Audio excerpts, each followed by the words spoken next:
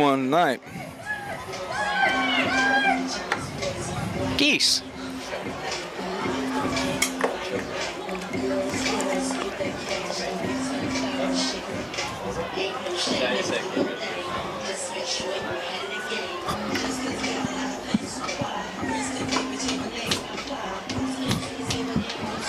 That's a good.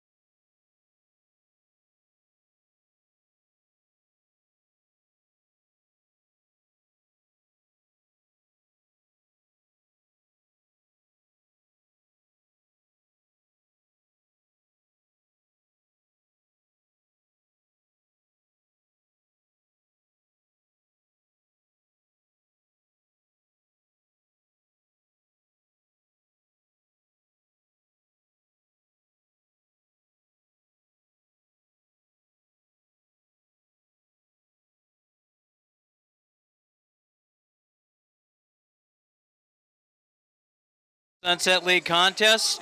And across the field tonight is the school that made that happen. Hello everyone, Kent Piquel along with Justin Connolly live from Veterans Memorial Stadium in Long Beach, bringing you tonight's Sunset League contest between the Corona Del Mar Sea Kings and your three-time defending Sunset League champion, Los Alamitos Griffins. Justin, you got two ranked schools like to do things differently offensively. Which we expect to see? We should expect to see Corona Del Mar try to attack Los Alamitos through the air, and Los Alamitos try to attack them on the ground a little bit more than they're used to. You know, this is going to be the battle of two different types of offenses. Corona Del Mar, they've got some size outside. We do as well on offense, but we like to get going behind that running game, whereas they might come out here and just try to throw the ball all night. You really never know. Griffins are led by eighth-year head coach Ray Fenton, currently 5-2, 2-0 in league, number 7 in Orange County. Corona Del Mar, they're led by first-year head coach Craig Heddig. They're 4-3, 1-1 in Sunset League play, and number 14 in Orange County after beating Fountain Valley last week, 41-7. The Griffins coming off a big 62-14 win over Newport Harbor last week. Justin, yeah, that kind of a game is something that's pretty special for the Griffins when you put up over 600 yards of offense, having only done that once last year in quite a few years for the Los Alamitos. No doubt, Newport Harbor was no slouch. The last time we did that, it was really an offensive shootout against Santa Margarita. Newport Harbor, they came out, they played hard, they had a couple long touchdowns, but other than that, the Griffins really had their way with them, and it wasn't too many plays we were even on the field as an offense, so we just got down there and scored over and over again. Yeah, it was quite a bit, and the thing is the Griffins were able to put up 374 yards on the they were able to put their I think we've got once we go to the national anthem, I'm going to have to cut to commercial here. But for now, anyway, the Griffins are able to put up 374 yards on the ground. Again, the second highest rushing output that the Griffins have had in some time as well. Yes, definitely. And the Griffins, experienced that same type of high rushing output last year against Santa Margarita as well, but a much bigger spread of the football. Last year against Santa Margarita, it was Damian Henderson leading the way at running back. It was Makai Lemon leading the way at wide receiver. This year, two guys get a touchdown. Wide receiver-wise, I believe you said 7 or 5 wide receivers with a reception actually last week. Right. And 7 over the season. So really getting that ball spread around a lot. And, this year at running back, you got that equal dose of, especially last game, Anthony League and Lenny Ibarra really right down the middle. Boy, Anthony League, and he's coming back. He seems to be back in a pretty big way. I remember him. He really, last week was his first game really back as a running back. Coming off, led the way with 2 touchdowns and 120-something yards on the ground. Lenny Ibarra chipped in with another 100, over 100 yards as well. So those 2 guys leading the way for the Griffins, and then a whole host of other Griffins were able to, chip in as well, including Colin Creason. He had a big 45-yard run down the sideline in the fourth quarter for the Griffins. Yeah, and that was a nice one. He tippy-toed right down the sideline, walked the tightrope, so to say. We thought he was in for a touchdown, but at some point stepped out. And that's one that you're going to see him come back and run back down the line, Kent. We're going to see him get a lot of playing time down the line. Of course, Alonzo's only a junior, but Creason showing that he's capable out there as a great, solid backup. This season. Yeah, I like Creason a lot this year. I've seen him in at practice. I've seen him in the JV games. He's looking really sharp, and I'm really looking forward to seeing him getting on there. With a lot of these other guys. Hopefully he'll get an opportunity to get into the ballgame tonight. 2 different teams in terms of scoring and defense. The Griffins are 44 points a game coming into this game, giving up 22. Corona Del Mar is only averaging 24 points a game and 19 on defense. Believe it or not, that's actually one of the best defenses of all the Sunset League teams. As Corona Del Mar, really good tackling team, very sound defense as always. Coach Hedig, taking over for longtime coach Dan O'Shea, has done a really nice job of keeping the momentum going, keeping basically the program going the same way. Yeah, really haven't seen any adjustment to the program as far as like them taking any type of a tick down from the new coaching arrangement here, but they've continued to impress. 4-3 coming into this game. Always perennially one of the top teams in Orange County, and this season I think they return another really good team. This is not the type of game you can come out and start slow, have penalties, and do things bad, because this team's going to be opportunistic to get out and try to get ahead of the Griffins. Now, they will. On defense, they start 8 seniors, as typical for what Corona Del Mar team does. They've got all those guys that will hang out for quite a while, and not really start a lot of underclassmen. No difference this year. 8 seniors starting on defense, 2 juniors and a sophomore. On offense, they've got 5 seniors, 5 juniors, and 1 sophomore. That senior, including their quarterback, Caleb Annette, who's committed to Boise State, comes into this game 57% completions, 13 touchdowns on 6 interceptions, a quarterback rating of 84. Yeah, and he's been talked about, really all offseason. Everybody's known Caleb Annette's been one of those guys at quarterback to watch out for. I believe he was put on the top 10 list from the Orange County varsity team, and that's, a high honor in this area, because, it's no doubt that the quarterbacks are plentiful here. There's probably 30 top quarterbacks in this area, really.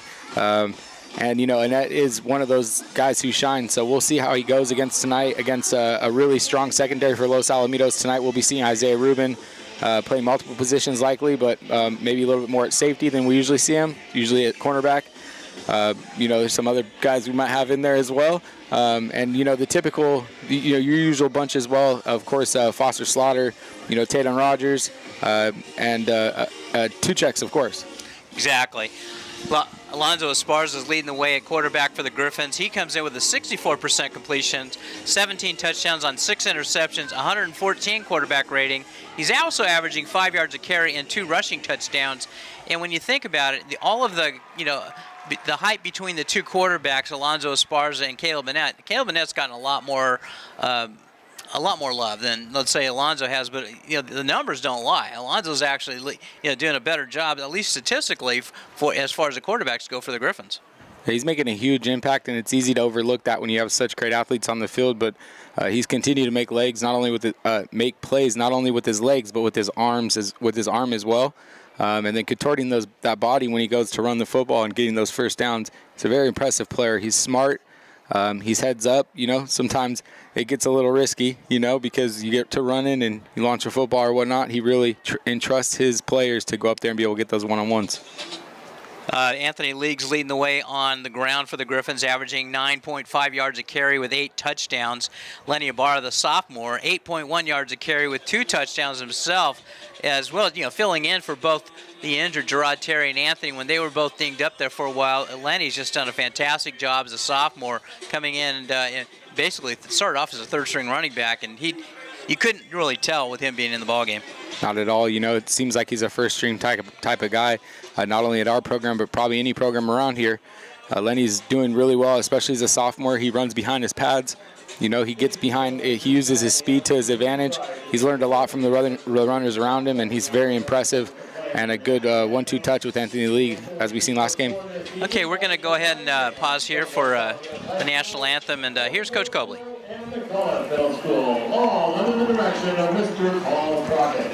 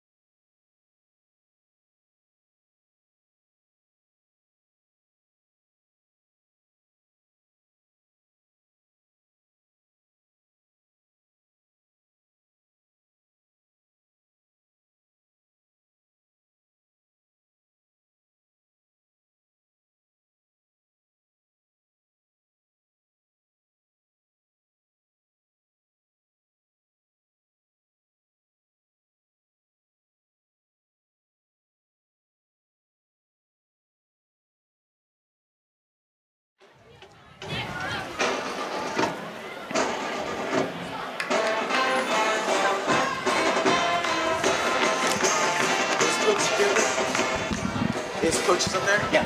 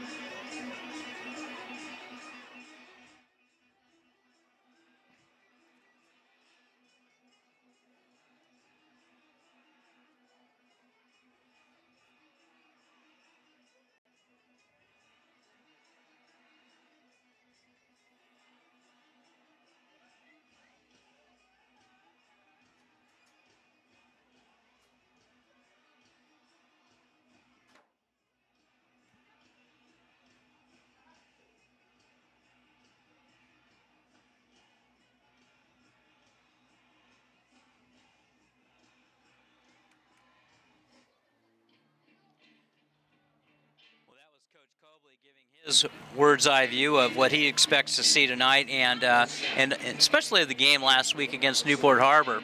We'll get into more of that in just a second. Griffins won the toss, and they're going to elect to defer until halftime, until the second half. So Corona Del Mar will be on the ball first.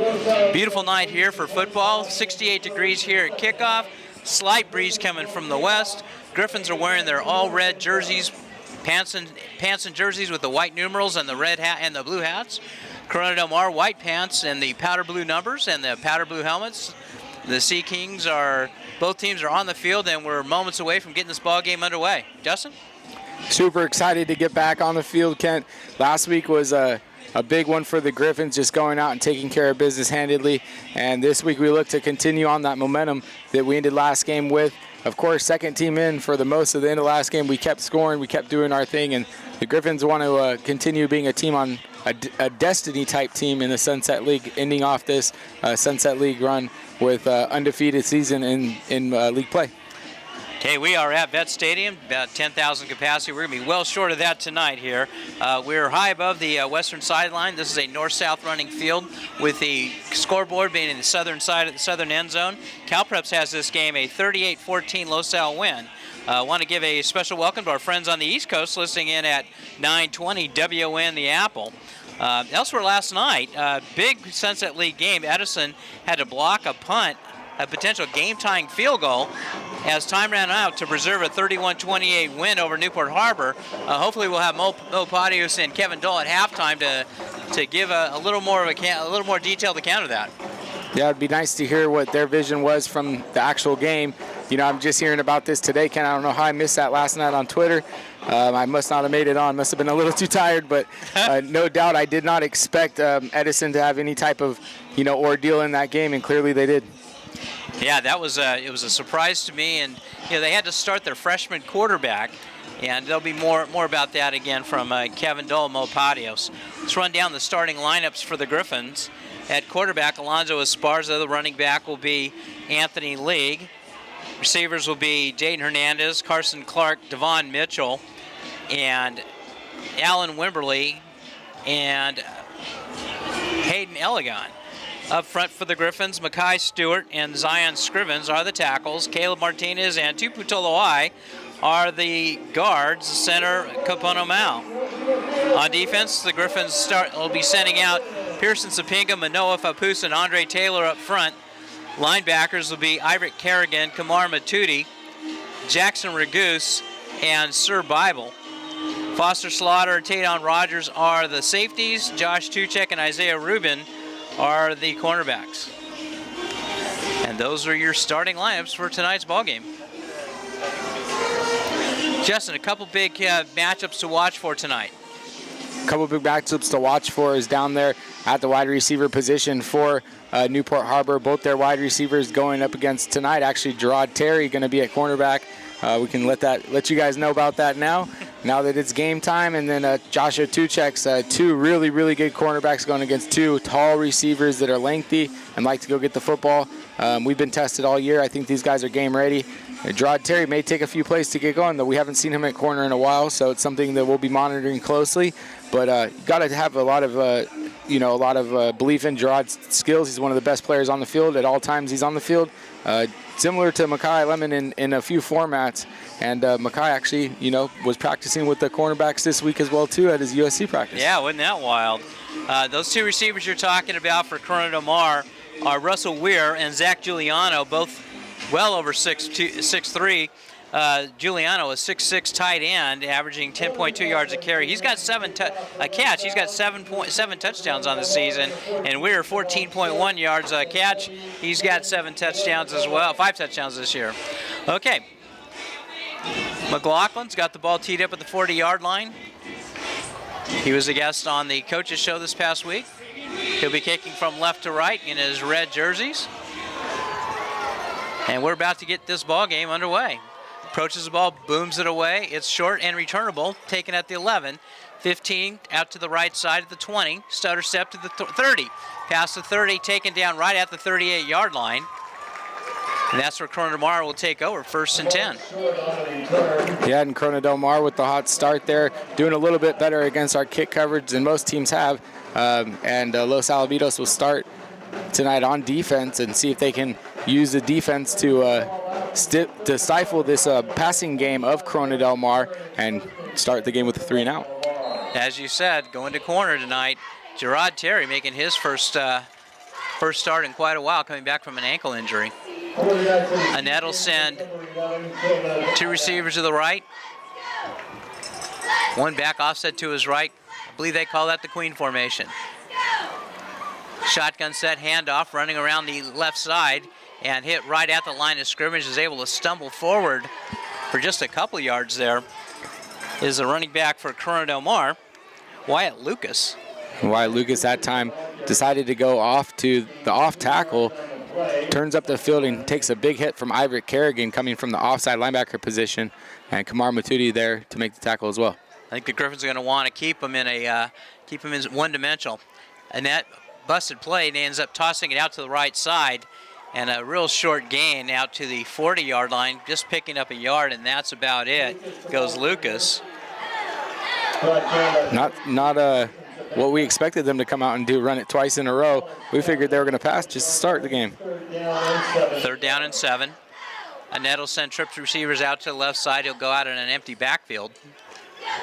This type of situation, you need to watch for the quarterback to run. Annette averaging just under 3 yards a carry on 3rd down and 7. He looks left, sets up, throws quickly behind the intended receiver and almost intercepted by Iverick Kerrigan. Matudi got a hand on it, tipped it up in the air, and Kerrigan couldn't bring it in. Had Kamar Matudi in coverage, and good job by the Griffins that time sitting in the zone. They had everything there as that pass went out in front of the sticks. So if he was to make that catch, you make the tackle in front of the sticks and you still get the stop. Carson Clark drifting inside his 30 as punter is also the quarterback for Corona Del Mar. Annette approaches it, 35-yard coverage. He kicks us off the side, and this goes out of bounds. Real short kick. Goes out of bounds right near just inside the 45. Well, he's working forward right at the 45-yard line. Maybe a 15-yard punt total, and that's where the Griffins will take over. 1st and 10. 10:42 to go here in the first quarter. No score. Los Alamitos will have it. 1st and 10 at their own 45. That one looked like it went off the side of his right foot and really just took a short kick right where you don't want it to do if you're the kick team. Esparza starts off in an empty backfield. Motion man comes. Double reverse. Back to Esparza. He's got time. Now he sets it off. Throws over to Wimberly. Wimberly's got it complete. A lot of razzle-dazzle for a 14-yard gain out to the Corona Del Mar 41-yard line. And the game starts off with a catch from our guest this week, Alonzo Esparza to Wimberly. They were our guests this week on the Coaches Show. Both guests connect out the gate. Fake to lead, kept by Esparza. Lowers his shoulder, and it's funny. He lowered his shoulder, and the defender went low on him. So 4-yard pickup there by Esparza. And Esparza getting those legs going early tonight. Looks like he'll be spread out and be throwing the football on this down. Empty backfield again. 2nd down and 6. 3 to the right. Esparza back to pass. Got time. Sets. Throws off his back foot. Caught! Oh, climbing the ladder and bringing that one in. What a great grab by Devon Mitchell. Devon Mitchell contorting his body to go up and make that catch. 1st and 10 at the 21-yard line. Griffins on the ball quickly. Handoff on the end around. That's Carson Clark, I believe. No, that was Lenny Ibarra. He's able to take it down to the 16-yard line, picking up 5 on 1st down. Now Lenny Ibarra quick back to the football. The rest of the offense back on the football. Anthony League replaces him. He's lined up to the left side inside slot of Carson Clark. Motion man comes and back to pass is Esparza throwing deep and over the head of Devon Mitchell, incomplete. And Devon Mitchell couldn't go up and make that grab. That one just sailed a bit too high. He decided to give it another take next down. And they're moving quick on offense here, Ken. I don't know how you can't be tired as an offensive player. Tired as an announcer trying to get it done in time. Trips out to the left side again. Empty backfield for the Griffins. Motion man comes. He gets it right around the end. Cuts up. That's Carson Clark. He's got the first down inside the 10, down to the 6-yard line. First and goal, Los Alamitos. That's what you want to do. You want to get your hired guns, with the ball in their hands real quick, and Carson Clark is one of those guys getting multiple touches early tonight. Griffins staying empty. Fake kept by Esparza, driving towards the end zone. Close. He's got to be close. He's in. Touchdown, Griffins. Alonzo Esparza. A huge touchdown there for Alonzo Esparza, set up by the great blocking from Anthony League. Alonzo Esparza once again contorts his body to get the stretch and make it across into the end zone. And the referee signals touchdown. Esparza took a big hit at the goal line, but he is able to get that one in. His third rushing touchdown of the season. On to try the extra point, Benji Gamarnik out of the hold of Colin Creason. Snap down kick is up, and a new streak begins. So the score, after 9:16 to go here in the first quarter, Los Alamitos 7 and Corona Del Mar 0.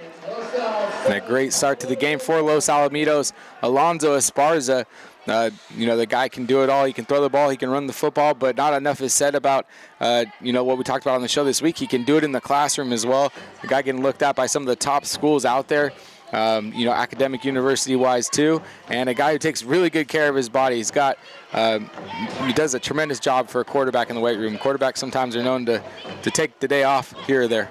I got to give a special shout out to our press box film crew, Kyan Witten and Cole Miller. They've set up this really nice screen up here for us to see, to catch the game. Again, you're real high up in the press box. It's hard to pick up the numbers, although the Griffins did help us out a little bit with wearing white on red, so a little bit easier to see.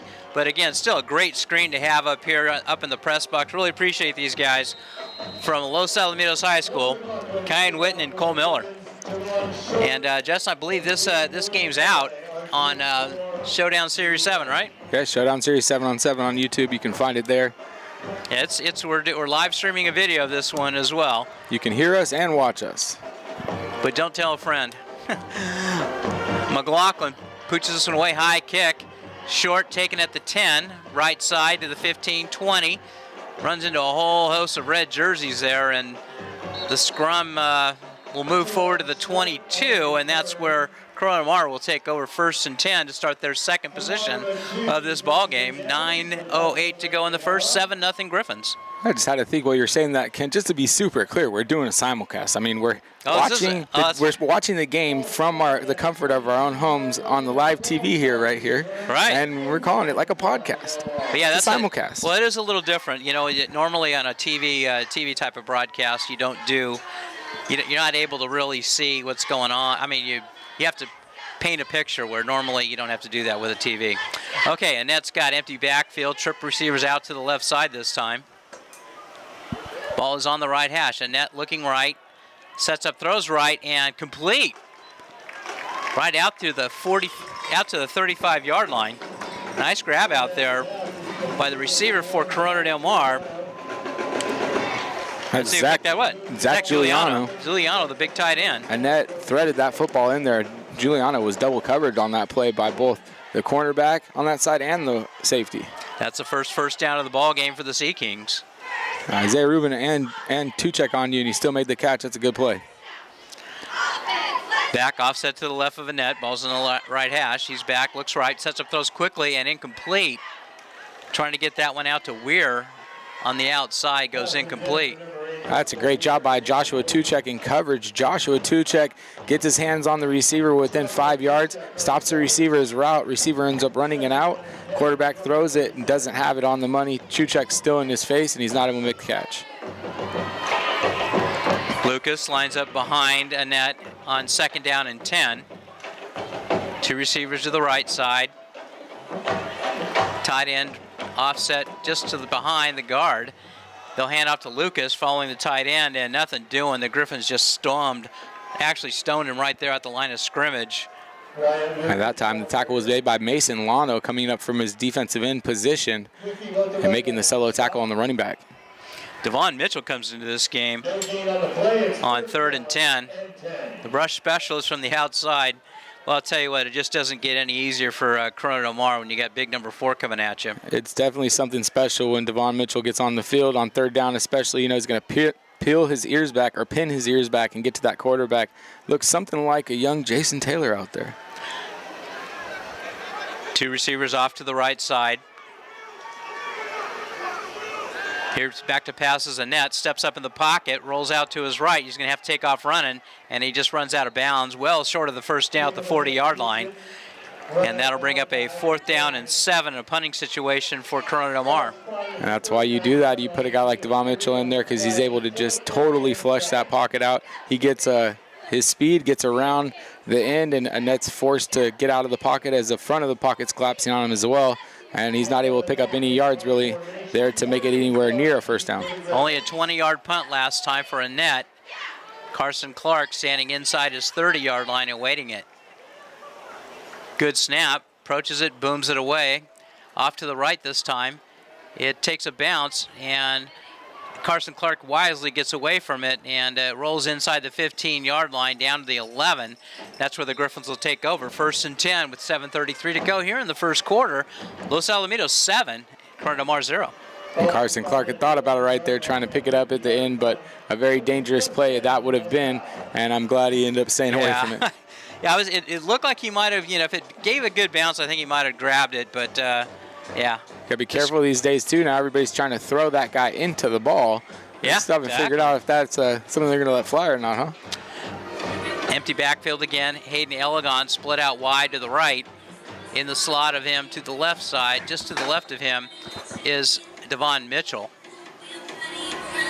Motion man comes. That's Gerard Terry. He gets the ball, trying to get to the outside. He's hitting the backfield. Now he breaks a tackle, breaks another. Now he gets to the left side, and a lot of running for Gerard. And he gets all the way out to the 14-yard line, picking up 3. He must have run close to 25 yards on that just to pick up 4. That's a rough one, and he had one tackle to break there, and he may have been off to the races, but that last tackler was able to make a clean one. Empty again, sets up. Elegon's got it, right side. Breaks it, he gets a big block out there by Devon Mitchell. And that springs him out to the 33-yard line, 1st and 10, Los Alamitos. And really good job by Elegon looking that football in and then picking up the first down on the carry before being tackled by number 15 for the Sea Kings. That's Cannon Cook. Griffin staying in an empty backfield. Esparza back to pass, sets up throws. Elegon again, he's got it, 40-yard line, makes one man miss, spins, gets outside to the 45-yard line, 1st and 10, Los Alamitos. That's a great job by Elegon. He runs it. Little hook route, catches the football, creates space from the defender, and is able to pick up the first down. Elegon's averaging 16 yards a catch, and he's adding to that here tonight. 1st and 10, Los Alamitos. Ibarra in motion, fakes to him, kept by Esparza, try to get to the left side. He's directing traffic and kicks a hard hit and loses the football, but the Griffins are able to pounce on it. Right at the Corona Del Mar 40-yard line, Esparza picked up a first down, but took a huge hit and lost the ball. He was trying to point Alan Wimberly out to go make a block. The defender made a good play, got around, and was able to knock that ball out from Alonzo Esparza. And luckily enough, Alan Wimberly was right there to pick up the fumble. 1st and 10, Los Alamitos at the Sea King 40-yard line. Esparza back to pass, looks, steps, looking for it all. And it sells way over the head of Devon Mitchell. Looks like a miscommunication. It's actually something we talked about there on the coaches show is, you're going for open grass. You got choice routes sometimes. What happens when one person goes one place and the ball goes another? And they said we just get to the next play and we go talk about it on the sidelines once the series is over. 2nd down and 10 at the 40-yard line. Clock stop with 6:26 to go here in the first. League in motion. He gets it left side and runs into a big pile of white jerseys, was able to push it forward a bit out to the 35-yard line, bringing up a 3rd down and 5 for Los Alamitos. Anthony League with some very tough running there inside to pick up those 5 yards and make up a manageable 3rd down. Ball's on the left hash mark. Griffin staying in empty, trips out to the right side for Los Al. Esparza back to pass, sets up throws, incomplete, out in front of Lenny Ibarra. And that's decision time for the Griffins. I would imagine they'd keep the offense on the field here. That might be a little out of Benji Gamarnik's range. It would be a 52-yarder, which he made close to that in pregame. 4th and 5, right at the 35-yard line of Corona Del Mar. Big play in the early going, and Corona Del Mar gives the Griffins an easy 5 and a first down. Wow, that's very uncharacteristic for a Corona Del Mar team to get pulled off like that. But great job by Esparza pulling that one off. Yeah, the first penalty of the game for Corona Del Mar is really a huge one. Esparza back to pass, and I think I don't think anybody was ready. Yeah, that was a do-over. The official marked the ball ready to go. The Griffins snapped the ball, but I'm not sure why why we had to blow this one dead. Okay, now let's go. 1st and 10, Los Al at the 30-yard line. Going from left to right towards the scoreboard side of the field. Ibarra in motion. Fake to him. Esparza keeps it and tackled for a very short gain right at the 29-yard line. Nice job by the defender.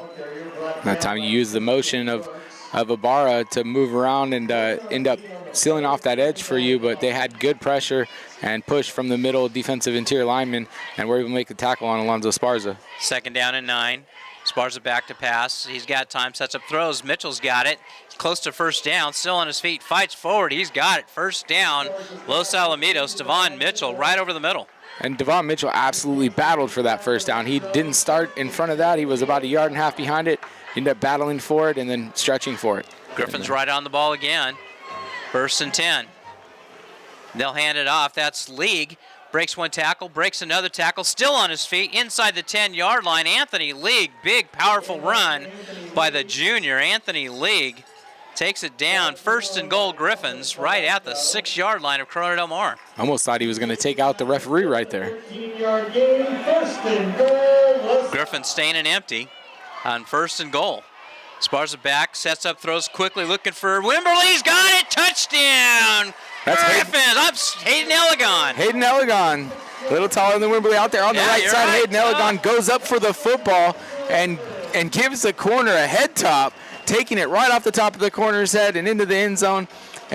Like you said, he's always open. Not only is he always open, he catches everything, Kent. He catches everything, exactly. He's got hands bigger than Jerry Rice, and he hand caught that one, plucked it right out of the air for a Griffins touchdown. Snap down, kick is up, and Gamarnik misses it off to the left.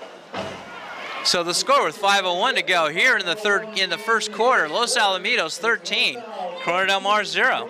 You got to ask yourself, is that just the curse of the coach's show or something? He's been so nails all year hitting those kicks, and we talked about that streak and everything, and maybe we just got a little voodoo going on there, and we'll start a brand new one all over again. I think he's I don't think he's a superstitious kid at all. I mean, he talks about he didn't. He didn't. Yeah, he is focused. Like, okay, I'm going to go get the next one. It's great talking to both he and Connor McLaughlin. Very much agree, Kent. I know you'll be keeping track of scores going over there. Big one down in South County as Mission Viejo and San Clemente are tangling down there. And then also you've got Mater Dei and Mater Dei and St. John Bosco, the other big game, as well as Downey and Warren are playing over at SoFi Stadium tonight. Oh, that's a big one, too. And San Clemente did jump out to early lead 7-0 on Mission Viejo. We'll get you an update on that one soon. Okay, McLaughlin's got the ball teed up on the left hash as the Griffins jump out to a 13-0 lead, 5:01 to go here in the first quarter. McLaughlin approaches the ball, booms this one away, drives return man into the 3. He drops it, picked it up at the 5. He's in trouble back there, breaks loose. He's at the 20, and he's barely tackled out there. Great job on special teams by the Griffins. I think that was Alan Wimberly. Correct, Alan Wimberly. The receiver showing he can get it done on special teams as well and make a tackle himself. Alan Wimberly showing that the coach's show curse isn't for him. Not for him, anyway. Great kid, too. He did say one thing I thought was pretty funny off the air, and it was I asked him about, so where's the better barbecue, in Texas or California? He goes, no, it's Texas, sorry. Not even close. Yeah, it's not even close. Even though I've never had Texas barbecue, now I got to go. Okay, 1st and 10, Los at Corona Del Mar at their own 23-yard line. Ball is on the left hash. One back with Annette. Back to pass he goes, sets up, throws, and knocked away out of there. Nice job by Ruben, tipping that one away, incomplete. Yeah, Ruben went up and got his fingertips on that football and made it so the receiver never had a chance to catch it. Also in coverage was Taden Rogers. That'll bring up a 2nd down and 10 for for Corona Del Mar. And Corona Del Mar right now really struggling on offense to find the rhythm. Griffins staying very fresh out there. 2nd and 10 at the 23. Annette's got 2 off to the right. He's in trouble, sets up throws quickly and incomplete. Threw right in the middle of 3 red jerseys, and a whole lot of pressure there supplied by the Griffins. Really didn't have anybody to go to with the football. There was great coverage on the back end. It's what we call a coverage sack right there. Kenny had to just get rid of the football at the last minute before taking a huge sack. Tosses it up in the wide range of direction of the receiver, but no one there to make the interception for Los Alamitos. Pearson Sapink applying the pressure for the Griffins. 3rd and 10 for Corona Del Mar. Corona Del Mar comes to this game averaging 197 yards through the air and another 100 on the ground, but nothing doing on the ground tonight as the Griffins are making them one-dimensional again. Empty backfield, 3 receivers stacked off to the right side on the hash in a bunch. 3rd down and 10. Griffins, here they come on a blitz. Annette's rolling out to his right, sets up throws low, and I don't know if he got it or not, incomplete, and that'll bring up a 4th down. Even if he caught it, he would have been well short of the 1st down as the Griffins came on a blitz, and boy, Annette was lucky just to get that one away. And Annette was targeting Russell Weir there. Weir wasn't able to trap that football before making the catch. It looked like it hit the ground. There wasn't much he was going to do with that anyway, even if he did catch it, as Annette was running for his life on that one. 4th down, now he's standing inside his 10-yard line. Clark standing right around his 45. Annette boots this one away, line drive kick, takes a bounce and continues to roll inside the 40 down to the 35-yard line. That's where the Griffins will take over. 1st and 10, 4:26 to go here in the first quarter. Griffins on possession. They're up 13-0. Yeah, the Griffins are doing a great job on both offense and defense to start this night. They're playing a good symbiotic relationship in football right now. Getting a little tongue-tied here, Kent. Hey, that's symbiotic, man. That's a big word over here. Much better job than I am over here. No, are you kidding? I sound like Porky Pig half the time. Okay, trips out to the right side. Back offset to the left of Esparza. Set up throws quickly. It's a reverse to the flea flicker. Ibarra's got it. He's at the 50. He's at the 40. Down the sideline he goes to the 30. He's at the 20. He's at the 10. He's going. Touchdown. Griffins, Lenny Ibarra. And Lenny Ibarra just hit him with the rugby remix, did a little rugby juke on him, and sent him up the sideline. That was set up perfectly by the pass, I believe, out there to Alan Wimberly, and the pitch to Lenny Ibarra right down the sideline. Only had one defender that he had to put the move on, and he made it look clean, Kent. And just like that, the Griffins cash in. 65-yard pass play on a hook and lateral to Lenny Ibarra. And Benji Gamarnik on to try the extra point out of the hole of Colin Creason.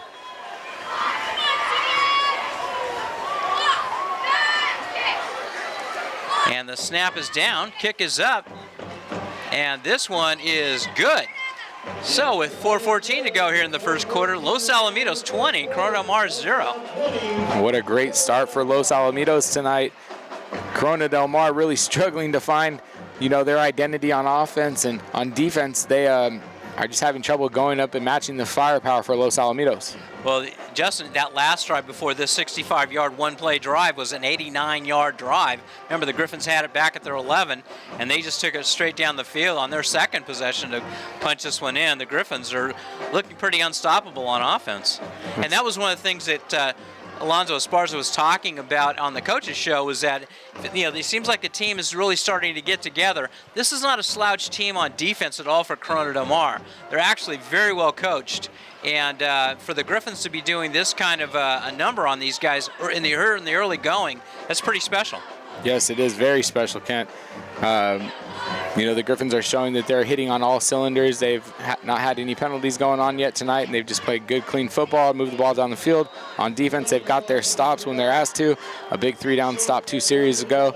And, in special teams, we've got pretty lucky. The punter hasn't done a very great job up to this point for Corona Del Mar. Well, he's actually been, but he's getting a lot of yards. The Griffins are letting it bounce, and it's taking a good another 20-yard roll. Okay, McLaughlin approaches it. High kick, taken right at the 3. Up the middle this time he goes now. He's taken it out to the left side, 20-yard line. Hit hard right at the 25-yard line. Let's pick up the tackler there for the Griffins. That was Jackson Regas on the stop for the Griffins on special teams. And a quick little update for you guys. It's still 7-0 San Clemente over Mission Viejo. Sarah right now is trailing Bishop Amont 28-7. That's Sarah's ranked and Bishop Amont is not. So a couple more scores coming back for you later. Okay. Let's see what Corona Del Mar can do here on their 4th possession of the ball game. 1st and 10, they've got it at their own 25-yard line. This time they'll have a back behind Annette. Handoff, hitting the backfield, and down he goes. Wow. Griffins are all over the running back, Wyatt Lucas. And once again, getting back there to make the tackle in the backfield is Mason Lano. Sir Bible right behind Mason Lano, and Mason's starting to show his strengths. Had a good game last week and starting tonight with 2 big tackles in the backfield. 2-yard loss on that play. As Corona Del Mar maybe abandoning the run here pretty quick. Back to offset in front of Annette. Back to pass he goes, being chased, sets up throws, and incomplete. He's just basically running and just getting rid of it so he just doesn't get sacked. Boy, I'll tell you, the Griffins rush. Again, they didn't send a blitz, but boy, I'll tell you, the rush on that for the Griffins is pretty special. They were getting a good push up front there. It forced Annette to flood the pocket, and as he flooded the pocket, he wasn't able to set his feet before throwing the football, and that ball was errant to the wide receiver. No chance of him making the reception. 3rd down and 12 for the Sea Kings. Didn't really travel very well tonight, making the trek all the way up from Corona Del Mar. Nice crowd here for the Griffins filling in. Student section wearing yellow, looking like bumblebees down there. And that back to pass sets up the screen off to the left side, complete, close to the 30-yard line, is going to be just short. Actually, now they're going to give him a good spot right at the 35-yard line, 1st down. A throwback screen to the left side is able to get 1st down for Corona Del Mar. And even though a bit of a broken play there for Los Alamitos, cornerback took the block on, forced everything inside, and Mason Lano ends up making the tackle, showing that he's got a real good motor for the big guy. 1st and 10, 3:08 to go here in the 1st quarter. Los Alamitos 20, Corona Del Mar 0.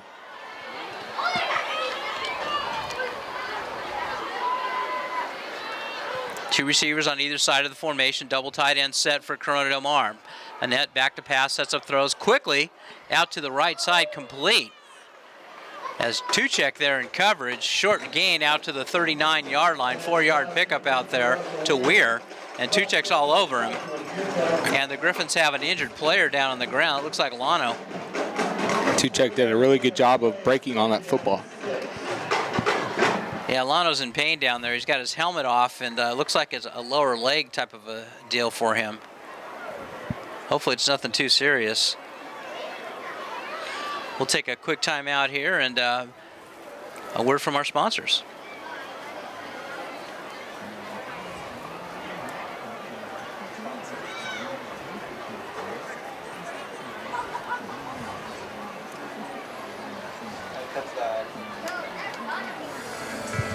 The Showdown Series hosts athletes from all over the western United States to come and compete in highly organized, efficiently run 7-on-7 and 5-on-5 tournaments with 100% CIF-trained officials.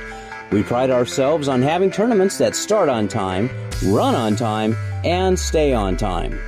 You can expect to complete pool play and single elimination playoffs all within 5 hours. The Showdown Media Group provides free content to each team and has recruiting services at all our tournaments, including 24/7 sports and national preps, which connects with over 270 colleges for our athletes. Catch us on the web at www.theshowdownseries.com.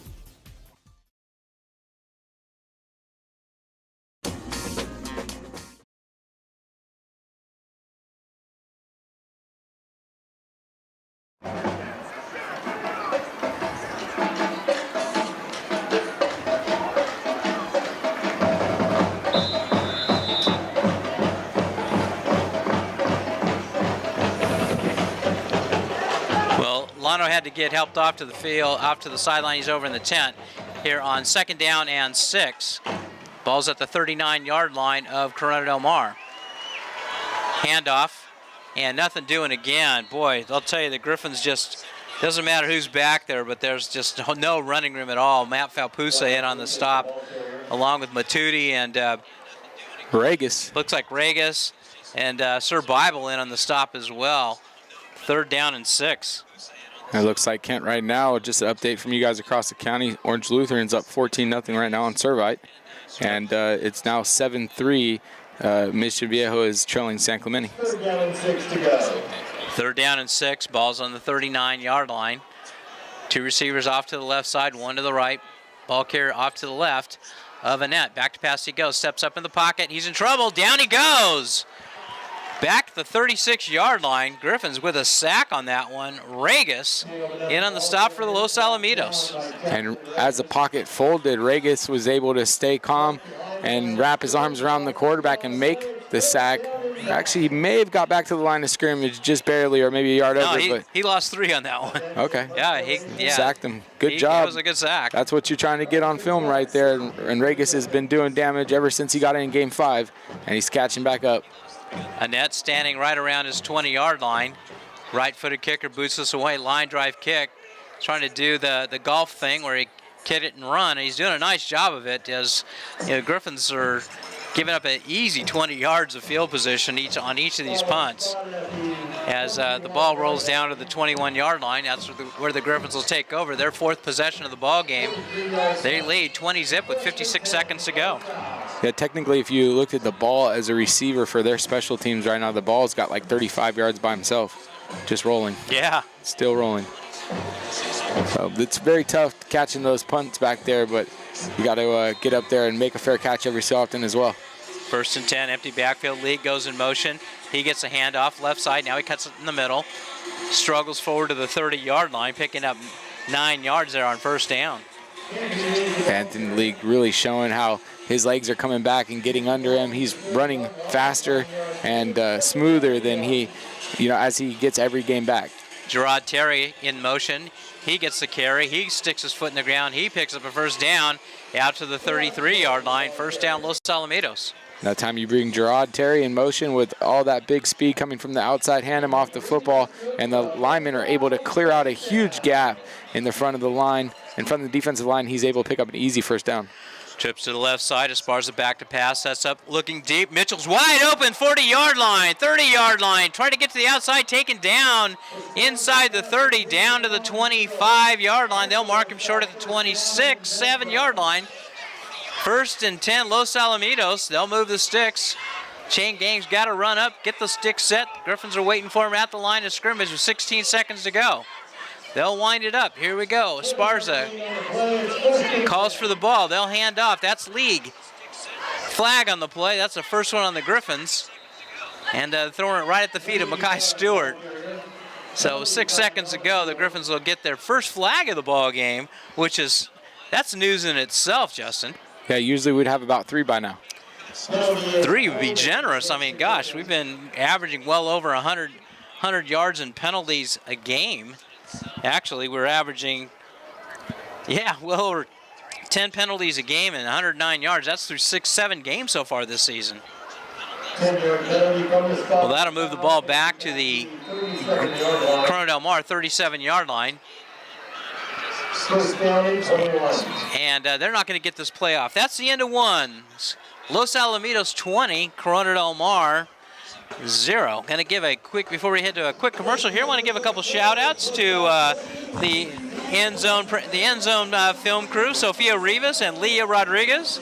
Also to the Chain Gang, crew chief Rod Cush, Steve Howard on the box, Andy Herman on the clips, Charlie Schmidt and Randy Stanton on the sticks. So best thank yous to those guys out there and everybody behind the scenes making things happen for Los Alamitos. Yes, no doubt it takes a whole village to make a team this great and to make a community this great, and they just keep working, especially those logos down there, the Los Al Locos, who continue to make posters in and out every week, wear different colors, stay coordinated, and stay proud to be who they are in the city that they come from. Yeah, I'm sure there's a reason why they're wearing yellow. I think it has to do with the hospital I think I saw something on X, today about this being some kind of a hospital recognition for Los Alamitos tonight. Well, Justin, a fast break offense for the Griffins. They put up 3 touchdowns. Their 3 possessions all ended in touchdowns for Los Al here in the first quarter. Yeah, and that's a great start to the game for Los Al. They'd like to continue this into the second quarter and keep this momentum up and go into the half with 6 touchdowns, right? I mean, but ultimately Newport Harbor's going to have to adjust somewhere and try to get a stop on this Los Alamitos Griffins offense. First down and 20. Esparza back to pass. He's got time. Rolls out. Now he stops. Sets up throws. Complete. Middle of the field. That's, I want to say that's Lenny Ibarra. Lenny Ibarra on the receiving end, picking up 12 yards out to the 25-yard line. Second down and 8. Ibarra runs off the field. League checks in. Boy, there is just no rest for the weary as Griffins have fresh legs all day long. Esparza keeps it, sets up throws, right side complete. 20-yard line, inside the 20, down. They'll mark him for a first down right at the Corona Del Mar 13-yard line. I want to say that was Hayden Elegant again, but there's a flag on the play. That time they weren't ready for the run-pass option. And that's another flag against the Griffins, another hold, so that'll move them back 10. And where that flag was, I think I'm not sure where they're going to mark it off from, but the flag was resting right around the 19-yard line, and they'll move him back to the 29. So that's going to bring up a second down and 11. They'll reset. Second down and 11. Empty backfield again, trips out to the left side, to the right. Motion man's Carson Clark. He gets it right side, sticks his foot in the ground, and Corona Del Mar is waiting for that one, and no gain for Carson Clark. Corona Del Mar is a fast team. They're not going to allow you to run side to side on them. You're going to have to make sure you get that hole before you choose to cut it upfield. And that time, Corona Del Mar had 3 defenders meeting us in the backfield as we were just trying to get out the door. Third down and 11 for the Griffins. Esparza back to pass, 4-man rush, sets up, throws over the middle. Mitchell's got it! 5-yard line, headed to the end zone, touchdown, Griffins! And Donovan Mitchell with an absolute beast of a touchdown, goes up, high points the football, comes down with it, takes 2 big hits, and then stretches himself across the end zone for the touchdown. The 5-star tight end and recent UA All-American underarm game nominee. He's back at it, and he just does it better than anybody else at the tight end position, not only here in California, but in Texas and anywhere else. Wow, he was double covered on that, and they knew he was getting the ball. He still went up and big boyed it and comes down with it for another Griffin touchdown. What a grab by Devon Mitchell. There's got to be some friendly conversations going on down there after this play between the Los Alamitos receivers of, all right, whose turn is it next? And, they're very competitive. They're ready to go out there and get right back on offense. Los Alamitos will have a chance now, though, to go against, Corona Del Mar's offense once again. Gamarnik on to try the extra point. Snap down, kick is up, and it is good. So with 10:55 to go here in the second quarter, Los Alamitos 27, Corona Del Mar 0. Wow, that hopefully a lot of people saw that grab by Devon Mitchell. It was one heck of a grab, my gosh. That's one you're going to see all over social media tomorrow, no doubt. Yeah, that's called big boy football. And remember, he's claiming he's actually a literal junior this year who's claiming he's going to, what's the word? You register early, claim early, declare. You leave early, declare early, or he's going to be in college next year. Let's put it that way.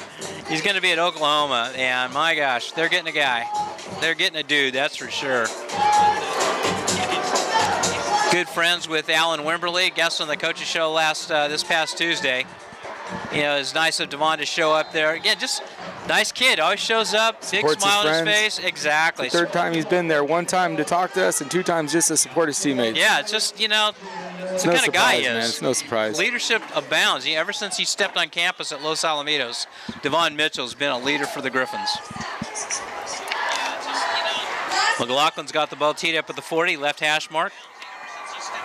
Right-footed kicker approaches the ball, booms it away across the field, bounces at the 15, taken at the 13. Return man gets to the 25, still on his feet. Wow, big scrum, got him all the way out to the 40-yard line. Actually, they're going to mark him, I want to say just short of that, right at the 38. Big return there for Corona Del Mar, the biggest return of the night. Actually, the best starting position of the night. I'm not sure if the Griffins are trying out some new pieces on that kick team or what's going on, but the kick coverage just hasn't been as crisp as it has for the last few weeks yet. Not here tonight, at least. Yeah, the kicks are coming in a lot shorter than they've been. You know, normally he's either kicking it to the end zone or, you know, inside the 5, but all these kicks have been running a little short. So, and that particular one didn't get a whole lot of height on it. But as it is, Corona Del Mar, 1st and 10 at their own 39-yard line. They're now going from left to right. 10:46 to go here in the first half. Los Al 27, Corona Del Mar 0.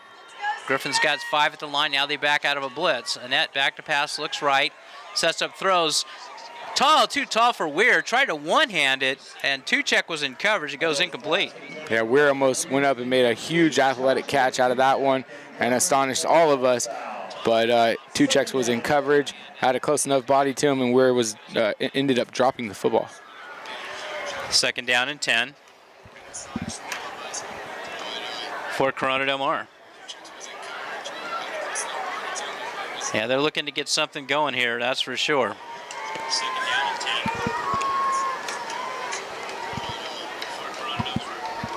They'll send 2 receivers off to the right side. Motion man comes, that's Weir. Fake to him, inside handoff to the up man, the running back. And he'll get out to the 42-yard line, picking up 3 yards. And there's a late flag coming in on after the play. Must just be some extracurricular activities going on down there. It's a dead ball. Personal foul against Los Alamitos. Well, it's not You know, good. there's no reason to, you know, down there at this point, there's no reason to do that.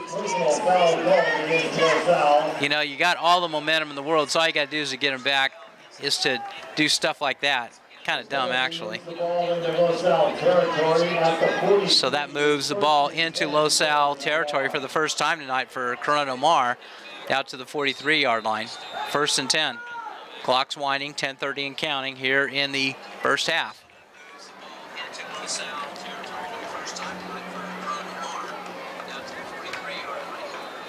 Annette has a back offset to his right. Back to pass he goes. He's looking right. Sets up throwing deep, looking for Weir. Tuchek in coverage, and Weir hauls it in inside the 5-yard line. What a grab by Weir. Russell Weir hauls that one in. Well covered there by Tuchek. And he one-handed it and brought it in. The senior, Russell Weir, great grab all the way down to the Griffin 5-yard line. Tuchek was all over him like a blanket, but the receiver Weir went up and was able to high point that football and make the grab. Tuchek going up for it as well, and as they came down, Weir was able to wrestle it out in that midst of being a tie. It didn't end the tie. Weir ended up having the football. 1st and goal right at the 6-yard line for Corona Del Mar. Annette will send 2 receivers off to the left side, back offset to his right. Tight end lined up between the guard and tackle. Annette keeping it right side he goes, and he's going to run out of bounds. Pushed out of there by Iverick Kerrigan on the stop for the Griffins for little to no gain. And the Griffins defense really gets stellar here when they get close to the end zone. The field gets tight. It's a lot harder for the offense to do what they're looking to try to do against this defense. And the Griffins will look to get another big stop or hold here. 2nd and goal. Double tight end set. 2 receivers off to the left side. Ball offset to the left of Annette. Annette rolling out to his left this time. Squares his shoulders, throws into the end zone. I believe he's got it. Touchdowns, Corona Del Mar. That was a clean pass and a reception. He was in the back of the end zone, really didn't have anybody on him as he made that catch, and toe tapped the feet in there for the first touchdown of the night for Newport Harbor. Stecker on the receiving end of that one, and Corona Del Mar is on the board. Again, set up by personal foul penalty. Cash into points by Corona Del Mar. Can't do those side of things against good teams like Corona Del Mar.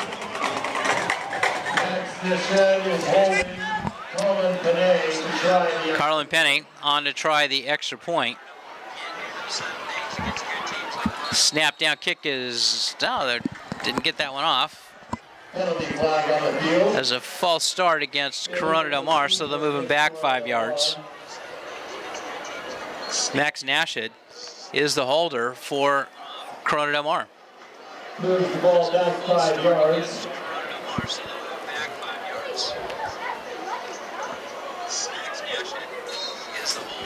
And Colin Penny will try this one again. And this time, instead of a 20-yarder, it's a 25-yarder. Certainly has the legs. High snap, kick is up, and it is good. Nice job by the holder to bring that one in, and Penny was able to knock it through. So with 9:53 to go here in the first half, Los Alamitos 27, Corona Del Mar 7. Yeah, really, that one got saved by that holder because it seemed like the snapper might have either got it to him high or got him to a bit wobbly. As he got it down on the ground, the kicker put the kick on the ball pretty much the second it hit the ground from the holder. So good job by that team to get that done. And Los Al causing a little bit of hesitation for them. You know, if they could do that next time, they might be able to get a block. Well, Corona Del Mar hasn't been able to do anything on defense, as the Griffins have 4 possessions and all cashed in for long touchdowns or long touchdown drives. And this is the best, at least statistically, the best defense in the Sunset League, and that's Corona Del Mar. Penny also serves as the place kicker, so he'll be kicking off for the Griffins. For the Sea Kings to the Griffins. Isaiah Rubin is deep, along with Carson Clark. You know we haven't seen tonight is Foster Slaughter. No, we haven't seen Foster yet. That's a good call by you, Kent. He was back there to return kicks last time. Hopefully he's okay. Penny, right-footed kicker, ball's in the middle of the field, booms this thing away, headed towards Clark. He's got it at the 7. Reverses it off to Rubin, right side he goes. Setters up at the 20, flag on the play. This one's coming back. As Rubin's able to get it out to the 37-yard line, but we jinxed it. There weren't any flags for a while, then we go boom, boom, boom, 3 straight flags, and that flag's resting at the 20, so that'll pin the Griffins all the way back to the 10-yard line. Yeah, not really where the Griffins want to be. We've hurt ourselves now, I think, 3 drives in a row with these flags, and it's going to be another topic of conversation tonight at halftime if we don't cut it out real quick. Yeah, these you got the holding call, three holding calls and a personal foul. So not the Phi Beta Kappa type. Okay, well LaSalle has it, and there's an injured Sea King down at the 40-yard line. And we'll take a quick timeout here and be back with the next drive.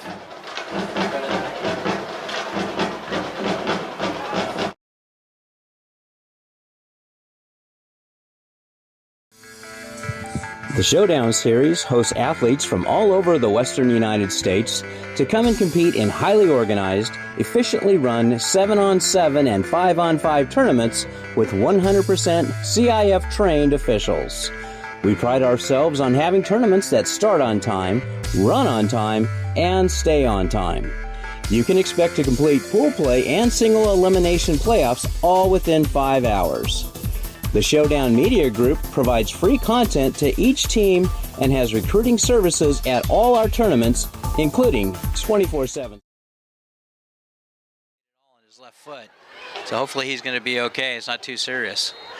1st and 10, LaSalle. They'll come out. They've been in an empty backfield most of the night tonight. They'll have trip receivers off to the left side. Ball's on the right hash mark. Motion man comes. That's League. Set up quick. Right side complete. 20-yard line, makes a man miss at the 25, past the 30-yard line, and that goes Hayden Elligon out to the 34-yard line of LaSalle. Quick strike, 24 yards on 1st down. Just running a typical skinny post route and able to get her hands open. 24-yard gain on the play, 1st and 10, LaSalle. LaSalle's got it at the 34-yard line. 9:31 to go here in the second quarter. 27-7 Griffins.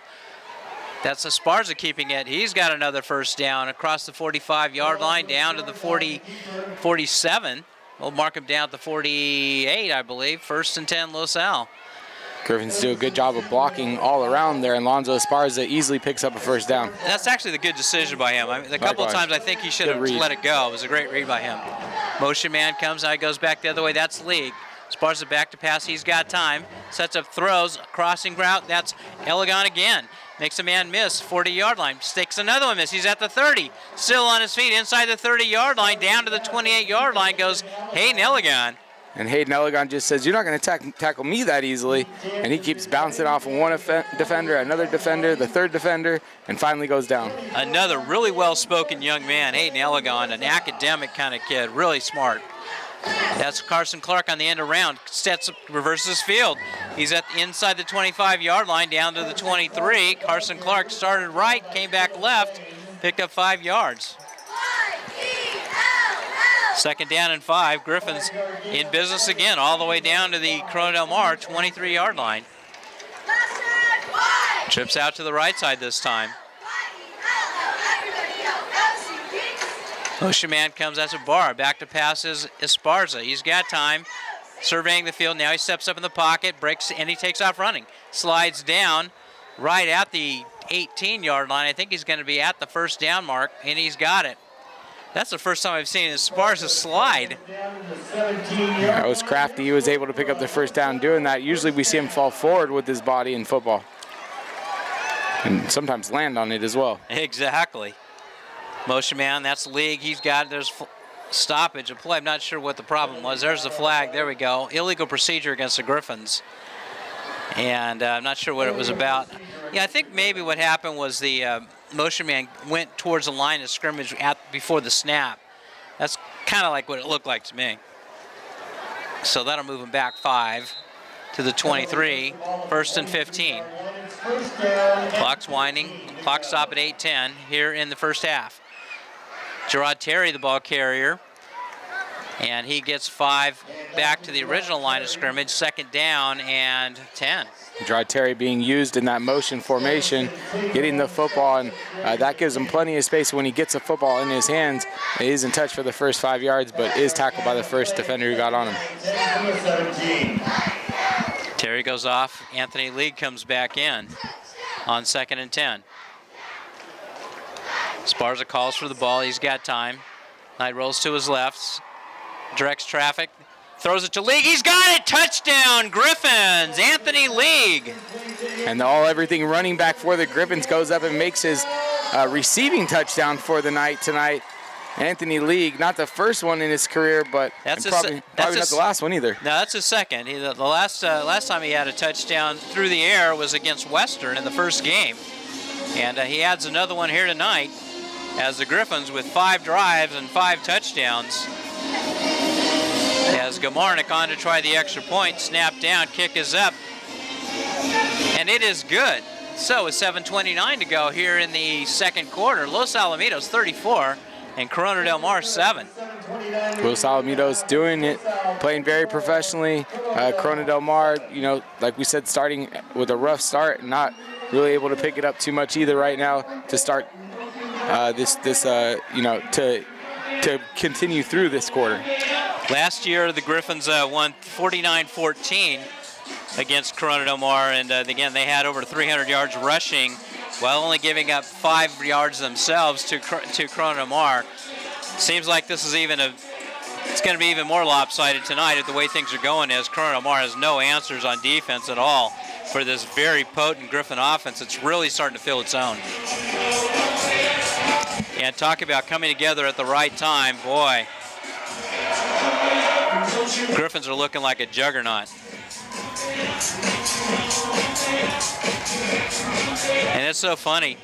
You remember, Esparza was talking about that at the coaches show, that the team was just starting to come together, and boy, if this is what just starting to come together looks like, and he said this after putting up 600 yards against Newport Harbor, and boy, this is gonna be a scary group come playoff time. Okay. McLaughlin, ball from the left half mark, booms this one away. It's returnable, taken at the 9. Left side he goes, he's at the 15, try to get to the outside, the 20. sticks his foot in the ground and gets up across the 25-yard line and down to the 26. And that's where Corona Del Mar will take over. 1st and 10, 7:21 to go here in the second quarter. Los Al 34 and Corona Del Mar 7. And Corona Del Mar will probably have to switch a playbook up a bit here, try to dig a little deeper or find something better that works for them, as the Griffins have really ran away with this one, only 3 minutes into the second quarter. Exodus Allo into the ball game at the left defensive end for the Griffins. Yeah, the Griffins just keep rotating guys. They're just entirely fresh the whole game. 1st and 10 at the 26-yard line. Ball's in the left hash mark. Griffins with a 4-man front. Handoff. Try to get to the outside. And picking up maybe 3 yards out there and not much more was the tailback, Wyatt Lucas. Had really been tough sledding for Wyatt Lucas so far. Owen Sanders, a senior, comes into the ball game, replacing Lucas. I know you got to continue to at least try to run the ball, right? You can't just be entirely one-dimensional, right? No, you don't want to be entirely one-dimensional, but if they're going to continue on the ball, they got to try to see if they get something play action going or something else that might be able to fool them a different way. 2nd and 7, twin receivers off to the right side. Annette back to pass, looks to his right, steps up into the pocket. Down he goes. He'll get sacked back at the 25-yard line. It looked like Jackson Regas in on the sack again. That's the second for sure sack tonight from Jackson, and one more that I believe was a tackle for a loss, but also Sir Bible got in there as well. I see Zach Misa out there tonight for the Griffins. He's been Misa out there that got in there, not Bible. Yeah, Misa, number 44. He'd been nursing an injury, so the Griffins are pretty much all at full strength. Great time to get healthy. 3rd down and 11. Back at the 25-yard line. Double tight end set for the Sea Kings. 2 receivers split wide on either side of the formation. Annette back, looks right, now he looks left, steps up in the pockets. Regas got him again! Down to the 24-yard line, Jackson Regas. Another sack for the guy I want to call Goose, but I can't. Regas like Vegas. And he totally took the quarterback, Caleb Annette, the senior, pick him up and slam him on the ground on that play. And Annette will now drift back after another 3 and out. He's right around his 10-yard line. Griffins haven't scored yet on special teams. Annette booms this one away. It's returnable. Clark drifts back to his 40-yard line. He's at the 45, try to get to the outside. He's at the 50. He's at the 45. He's at the 40. Stutter step inside the 30-yard line. Takes it all inside the 30-yard line. Goes Carson Clark. Where the Griffins will set up 1st and 10 at the Corona Del Mar 29-yard line on the season. Clark's been averaging 7 yards per punt return. And boy, it puts the Griffins right in great field position again. Yeah, very much does put them in great field position. They've got about 30 yards to get to the end zone, and with the big guys out on the outside, both Hayden and Devon Mitchell, you could easily get 15 back on play 1 here. Well, I'll tell you what, I don't know if Corona Del Mar's looking ahead to their big matchup, the Battle of the Bay against Newport Harbor. Newport Harbor looked really good last night against Edison, and Corona Del Mar not looking too inspired tonight against the Griffins. Terry in motion, set up quickly. Wimberly's got it left side. He's at the 25, he's at the 20. Knocked out of bounds inside the 15-yard line. Allen Wimberly to the 14-yard line. 1st down, Griffins. 3rd catch of the night for Wimberly.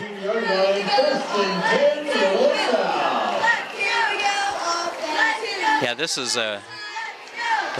really getting away from the Sea Kings. Motion man comes. Now Esparza keeps it, sets up throws, right side complete. That's Elegon as he gets inside the 5-yard line down to the 3. 1st and goal, Los Alamitos. Actually, they'll mark him down to the 2. And here comes the beef. Going big again. Matt Falpusa and Kamar Matuti in the backfield. Sets up, throws, looking for Elegon. Incomplete, knocked away. Nice job in coverage out there by Corona Del Mar. That'll bring up a second down and goal from the 2. And in coverage for Corona Del Mar, that was Brady Goodall.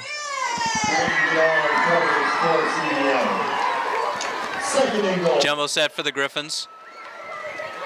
That's Falpusa's got it. Just bulls his way in. He's in. Touchdown. And there's a late flag coming in by the referee, and they're going to give a flag on the Griffins for assisting the runner, which is exactly what that's the tush push that they have over at with the Eagles, and it's not legal in high school. So the tush push is going to negate that touchdown run by Matt Falpusa. Oh, that's a bummer, Kent. It's like the kids may have seen that one a couple times watching the NFL this year. And everybody's doing it now. They're looking to ban that tush push. That's everybody gets behind and pushes them in. Not that you need to really help Falpusa. So that'll move the ball back to the 7. Second down and goal. Trips out to the right side. Ball's in the right hash. League, he gets it inside the 5. Goes Anthony League.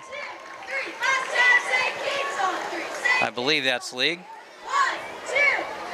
That's Lenny Ibarra, the ball carrier. Third down and goal at the 4. Actually, they'll give him the 3. Third and goal from the 3 for the Griffins. Blitz coming. Esparza quickly throws outside and well over the head of Elegon on the right side of the end zone. Fourth down. We'll see if Benji Gamarnik comes on to try the field goal, or they'll keep the offense on. No decision quite yet, Kent. Looks like we'll keep the offense on. Offense is staying on fourth and goal from the 3-yard line. Empty backfield for the Griffins. Corona Del Mar showing blitz.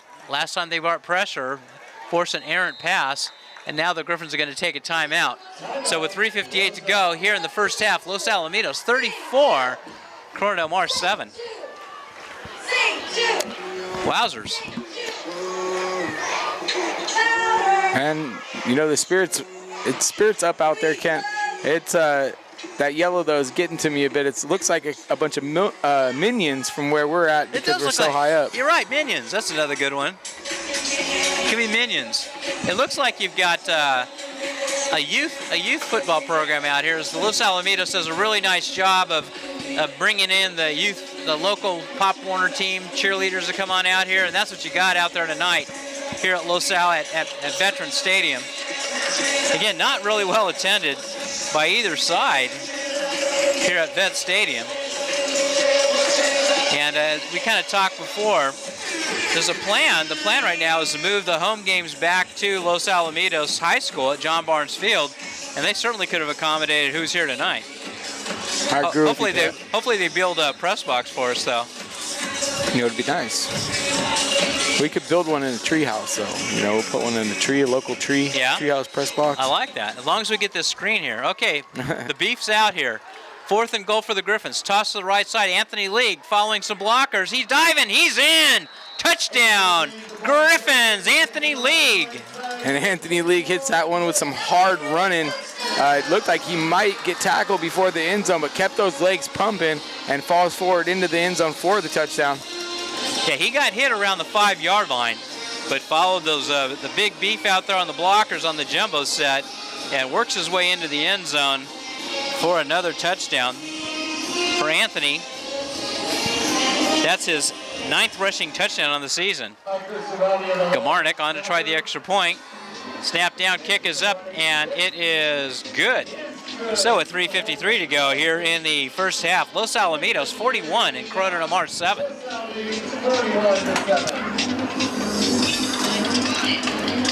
You know, this is, I have a feeling we're going to see the younger crowd here pretty soon for Los Alamitos. Yeah, it's looking like that's the way it's going to go, Kent. And in that last one, what was nice to see, though, was Anthony League going into the end zone. And I believe that was, actually, I missed it. I thought it was Manoa Fapusa, I believe, that was he was leading the way. holding him up. It jumped him. He let him into the end zone, and then as Anthony goes to celebrate, Manoa's holding him up over the head like he's going to choke slam him. Big game tonight also. I'll call it a big game. It's the battle for the basement in the Sunset League. You got Huntington Beach and Fountain Valley, and early on I was predicting with the guys at with Sunset Rewind when we had them on our show that Fountain Valley, this would be the year they're gonna win a game in the Sunset League, their swan song in the Sunset League. Hopefully they got a lead. You got a score there? St. John Bosco up 14-0 on Modern Day. That would be a huge upset. That'd be a pretty big surprise right there. Okay. McLaughlin boots this one away. Short kick again, taken on the run at the 15-yard line.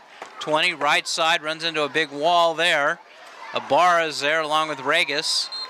And return man will get out to the 30-yard line. That's where Corona Del Mar will take over 1st and 10 with 3:44 to go here in the till halftime. And as it sits now, Orange Lutheran is still up on Servite, 21-14. We still don't have any scores for the Long Beach Poly game or the big matchup from Santa Margarita versus J. Sarah Catholic. Speaking of Servite, anybody who's followed local high school football saw what Noah Fafita did against USC as a starting quarterback. It wasn't just Noah Fafita, it was the rest of the Servite Friars on that team as well. Exactly. Tetrarol McMillan. Yep. And Burnett, Keon Burnett. Again, just a great job by Noah Fafita. Also, the linebacker did a great job that played for Servite as well. He was out there as well.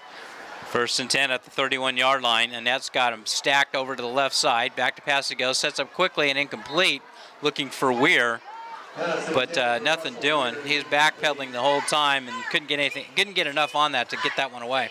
The Griffins got good pressure, and Annette tried to just fall back and throw that one out in front of the receiver where the cornerback would get beat, and the ball didn't have much velocity behind it. It died before it got to its receiver. 2nd down and 10. Ball's now on the right hash mark.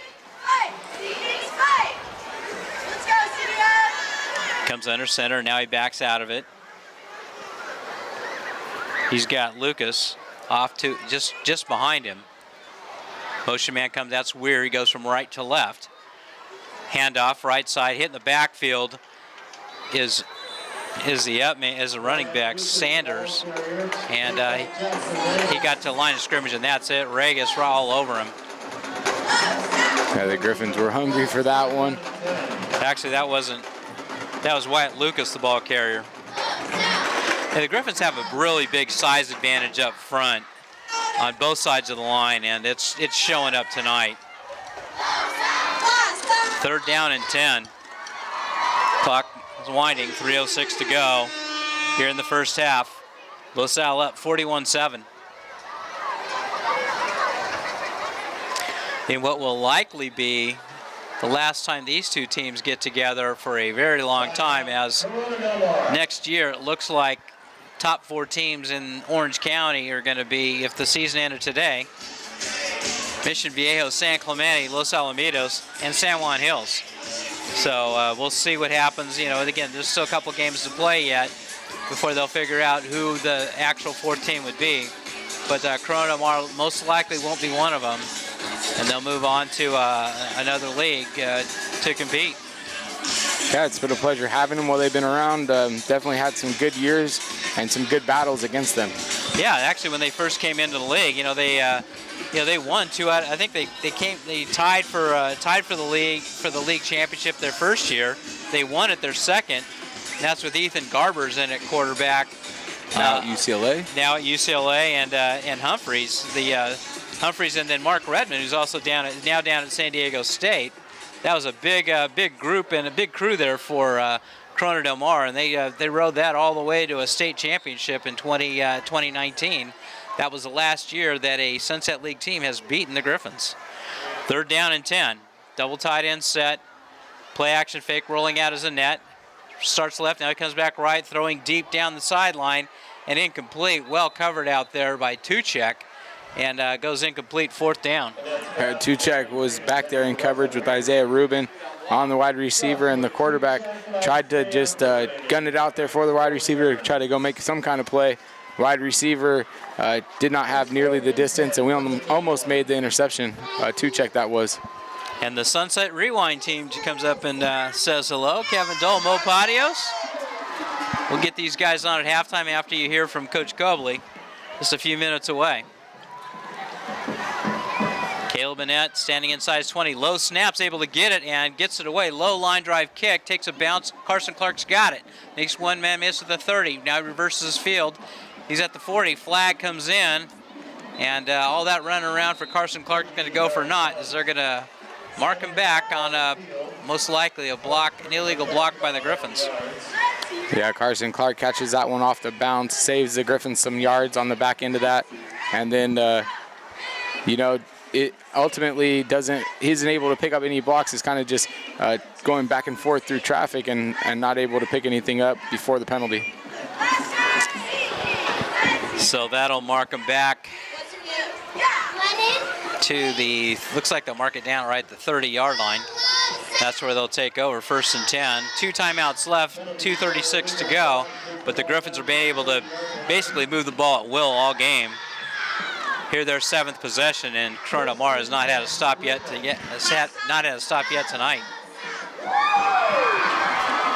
Trips out to the right side. Motion man comes. That's League. He gets it, hit in the backfield, and it gets to the line of scrimmage, and that's it. No gain on that run by Anthony League. It's just a good man-up, one-on-one play for Corona Del Mar. One of their defensive linemen got through there and was able to make the tackle in the backfield on Anthony League, which is not an easy thing to do. I think they saw that one coming. Clock continues to move. We're at 2:10 and counting. League in motion, back to pass to Esparza. He's got time, rolls out to his right, sets up throws, complete. Over the middle. First down, Los Alamitos. Crossing midfield is Hayden Elegon again. Been calling his name a lot tonight, as Esparza seemingly making that connection there with Hayden Elegon. Elegon getting out there, getting his hands on the football, and able to pick up good extra yards after the catch. Ball's at midfield, 1st and 10 Los Al. Ball's on the left hash mark, trips out to the right side. Corona Del Mar looking with a 3-man rush. They back out of it, throws out. Wimberly's got it. Breaks a tackle, crossing the 45 inside to the 42-yard line.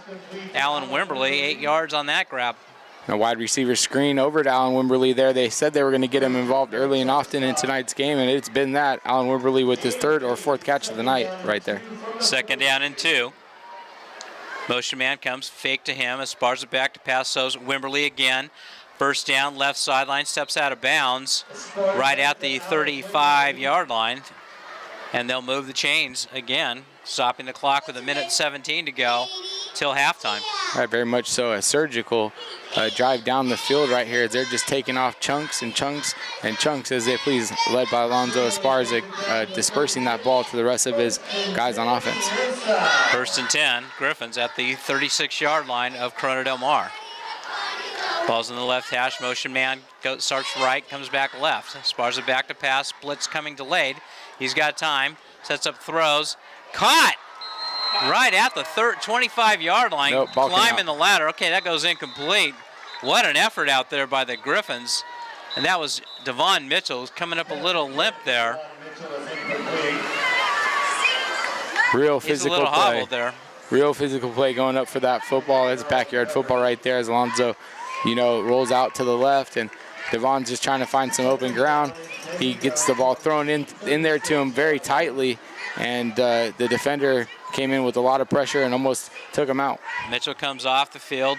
Hand off Gerard Terry, sticks his foot in the ground, sticks upfield. He's got a 1st down, still on his feet. He's at the 20, to the 15, to the 10. Getting thrown out of bounds right at the 6-yard line. Gerard Terry, welcome back. He's now back from his injury, his longest run of the night.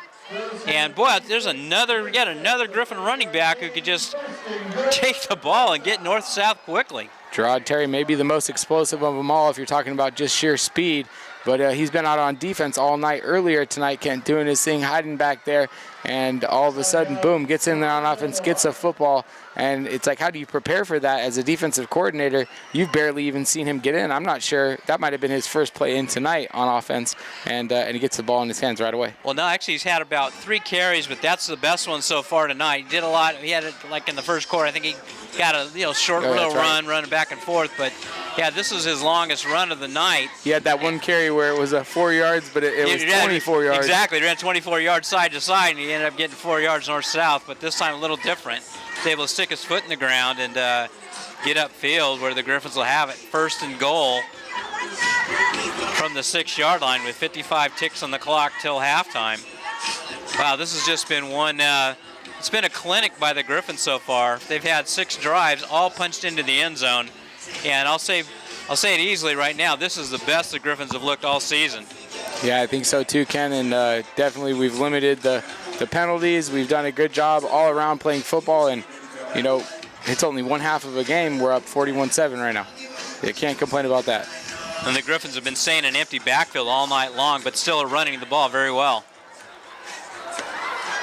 Trips out to the right side. Motion man comes. That's League. Fake to him. Alonzo Esparza's got it himself. He'll walk into the end zone. Touchdown, Griffins. Alonzo Esparza, his second one of the night. Yeah, no need to sweat it. Anthony Esparza Anthony League and Alonzo Esparza fake that one and catch the whole defense shifting. And, of course, Alonzo Esparza goes right into the end zone untouched because the whole defense is worried about Anthony League getting that football. Gamarnik on to tack on his 6th out of 7 PATs tonight. Snap down, kick is up.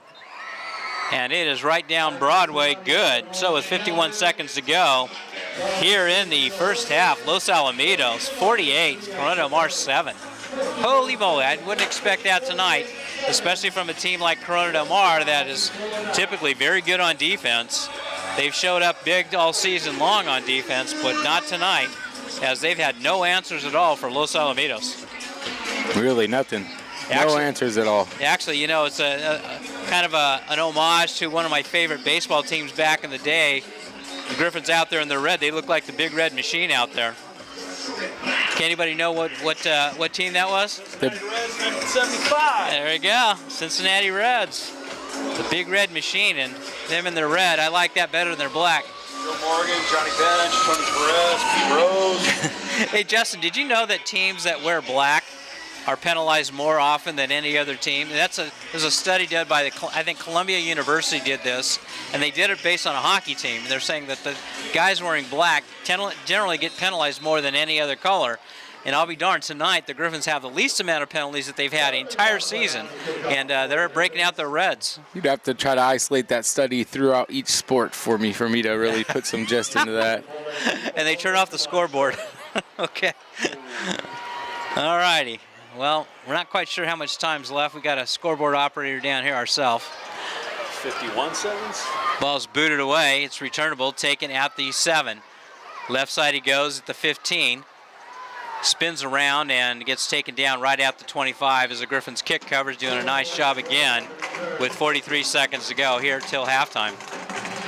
Tonight's halftime's guests, we're going to have Bo Padios and Kevin Dole. They'll be talking a little bit about the big showdown last night, Newport Harbor and Edison. Both of them were at that game.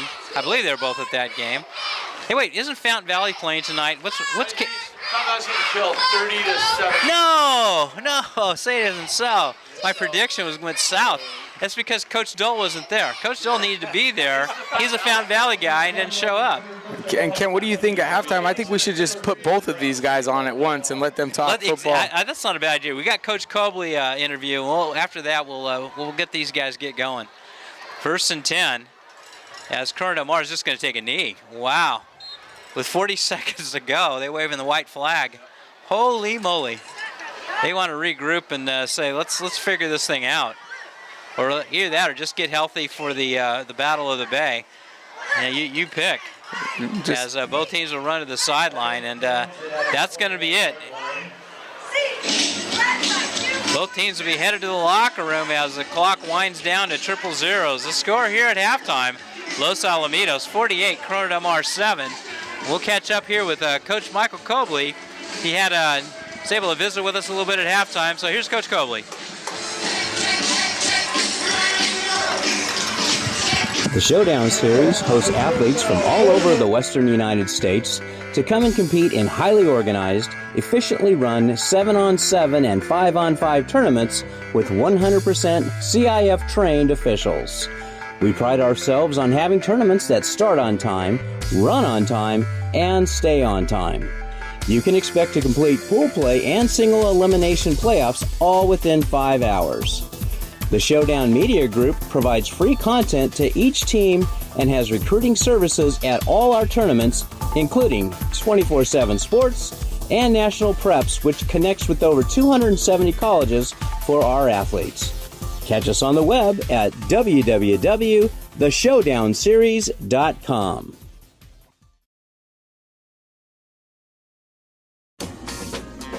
920 WON The Apple is happy to announce that we have teamed up with Los Al Griffins Sports Network to bring you Los Alamitos Griffins football again this season. 920 WON will carry 6 Griffins football broadcasts this season, beginning September 15th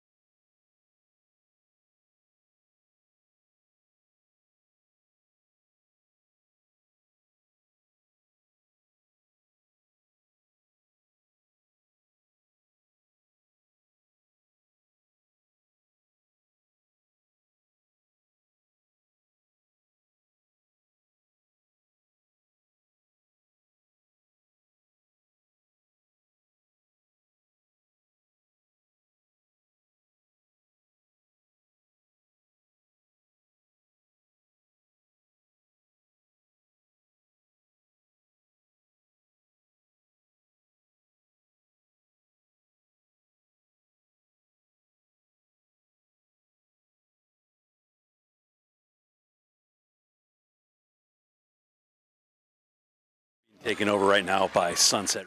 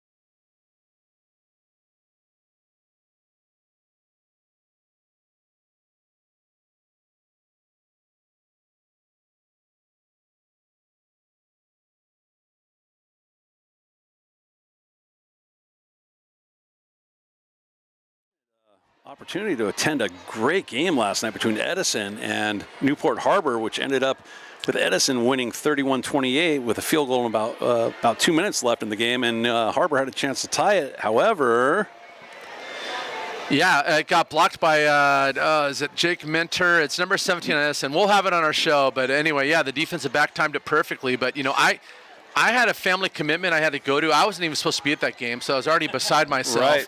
And you're texting me updates, 7-0 Harbor. I'm thinking, all right, we'll be close at halftime.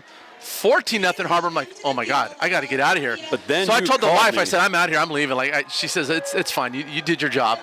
So I got there at halftime, and what a shootout it was in the second half. Great game. It was awesome. It's shaping up. Things are looking up here. You'd never overlook a game. I mean, the Griffins next week have their upcoming game, as well as the Bell game for Fountain Valley and Edison. But it looks like we're on a collision course for a 4-0 Los Al and a 4-0 Edison. We kind of said that at the start of the season, even before it started the league. That was kind of the assumption. Yeah. And ironically, Los Al won't overlook Huntington Beach, obviously, and the Bell game's a big thing. No, they got to show up and take care. But, I mean, minus a major upset. Right. The reality is they're going to both be 4-0. Let's be honest here. Now, we can say that. The players have to focus. But I'm telling you right now, it's going to be Los Al versus Edison. But this would be the fourth straight year where it would probably finish Los Al, then Edison, then CDM Harbor. Although that's in doubt. That might flip it, but then Huntington, Fountain Valley. But that's just the reality. if you go common opponents so far, Edison beat CDM 21-7, and then Edison beat Harbor 31-28. So I mean that doesn't mean anything. It's a common opponent.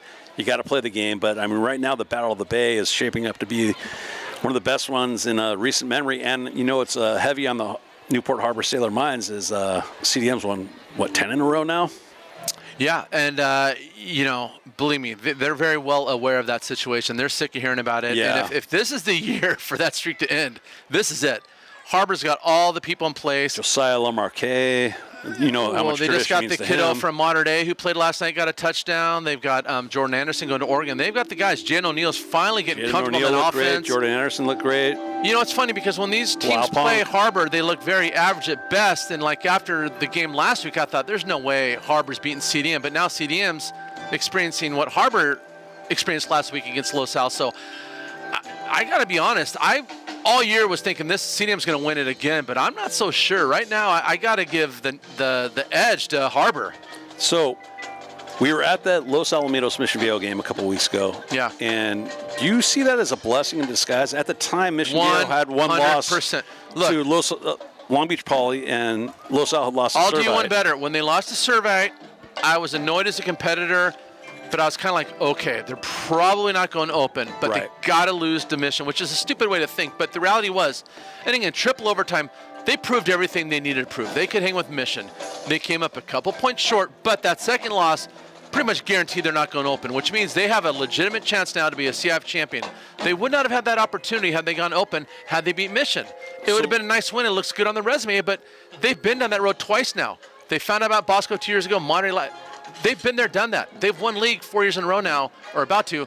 Let's get a CIF championship and finish what they've kind of started when Malachi and Mackay were freshmen. This has kind of been building since Coach Fenton got here, and now it's kind of working out that it might just finally end up the way it should have ended up. So I'm looking at those Cal Preps rankings, and they're not official, but they're pretty solid and pretty accurate.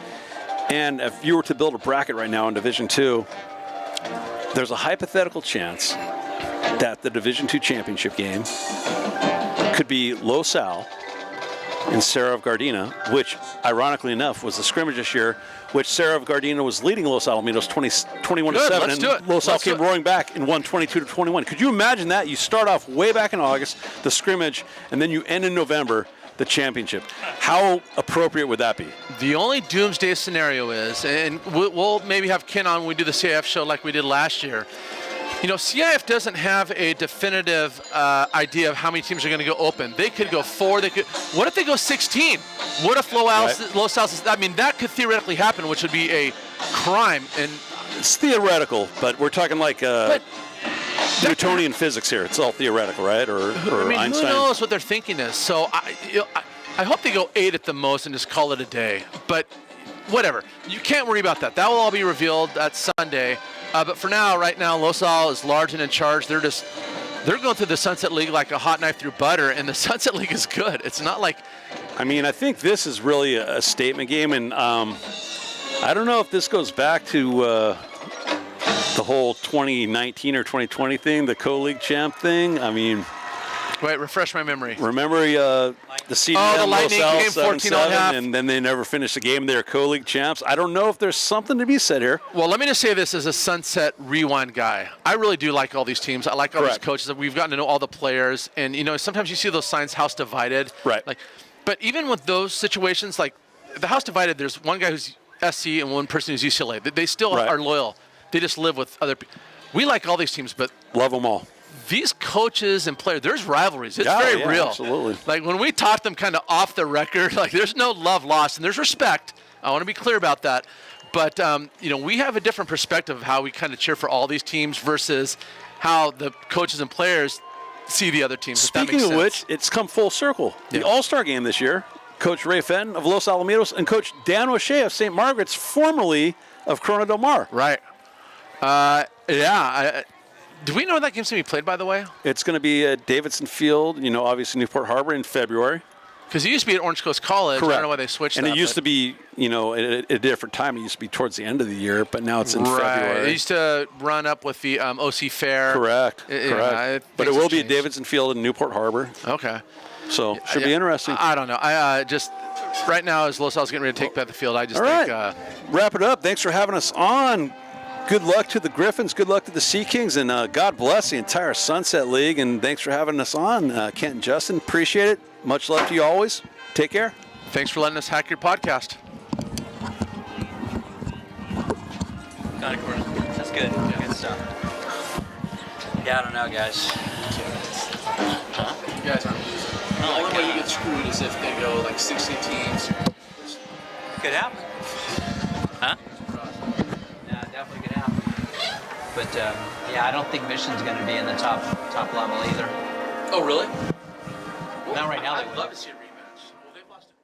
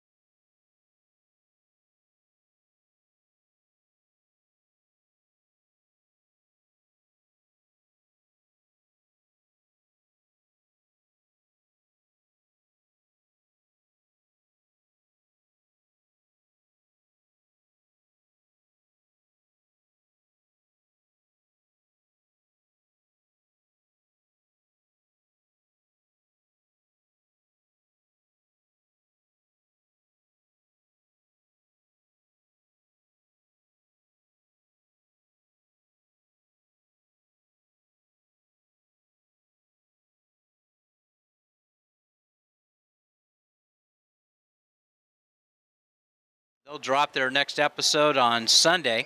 They'll get the recap of this game and all the games in the Sunset League, as well as their fan special. And boy, they'll have a lot to say about this game, I'm sure. But probably the bigger game was that Edison game. That was a real barn burner last night, 31-28, as Coach Dole and Patios were talking about. Yeah, no doubt, and I'm thankful for those guys coming in as a middle relief. Yeah, middle relievers. I love it. Yeah. You know? Too bad the Dodgers didn't have any middle relievers. I was right? just going to hit you with the Jeez. same joke. You took it from my mouth. Sorry, man. I'm a big Dodger fan, and you can't get me too bad on that. Jeez. I was trying to let it simmer for just a second because I know all you guys like the Dodgers, and I was about to get you guys all at once. It was gonna Don't be tell you're an perfect. Angel fan. Oh my God, that's brutal. You're like you and Steve Fryer, the Angel fan guys, and come on, man, make the playoffs Hey before man, you start popping off. somebody's all right? got to buy the cheap tickets. All right. Well, Justin, again, this has just been all Griffins, and I would imagine here in the second half will be a running clock. I think it'll be out the gate. It'll be running clock. That's what it used to be, and then this year we haven't seen situations where it's always been a running clock. Thanks, guys. Thanks, Ken. Thanks, Mo and Kevin. Great guys. Love to see these guys a lot. I mean, I'm sure we'll see them there at the Edison game here 2 weeks from now, which it's looming to be the Sunset League showdown here 2 weeks on October 27th. Guys, a big update for you out there. It's still 14-0. St. John Bosco's up on Mater Dei. That's a pretty big upset as Mater Dei is undefeated, number one team in the country, number one ranked team in the country. St. John Bosco was the number 2 ranked team in the country. They dropped to a top 10 team in Kahuku. Kahuku in Hawaii. Kahuku. Yep. And that was on a long traveled trip, not something typical that you'd see from St. John Bosco. I think they went in there as a favorite to that game. No doubt Mater Dei's had a close one or two this year as well. A little scare. So right now this is a bit of a scare for them, but as you guys always know, with Mater Dei and St. John Bosco, it's typical that they'll see each other more than just once every year. So, and when I say typical, I mean guaranteed. Yeah, you think? But in other news, Sierra Canyon, big shout out to Big Bruce Bible over there at Sierra Canyon, doing his thing, helping out with that coaching staff. Is beating Alamany right now at 27-0. Up north, Clovis North and Clovis West are locked in at 14. Servite and Orange Lutheran right now. Servite's visiting Orange Lutheran this week. The home field might have a little bit to do with this. 21-14 Orange Lutheran. It is at half. Still haven't got an update for the Long Beach Poly Cabrillo game, but I can imagine Poly's up a lot there to little. Yeah, I would imagine, yeah. And Santa Margarita versus J. Sarah Catholic. Inevitably, we don't have an update to that one either, that's a pretty big game right now. Yeah, it is. It's a really big game in the Trinity League. The one I'm interested, I caught wind that Fountain Valley is getting hammered by Huntington Beach, and there goes my prediction of Fountain Valley getting a win this year, and boy, I guess they didn't.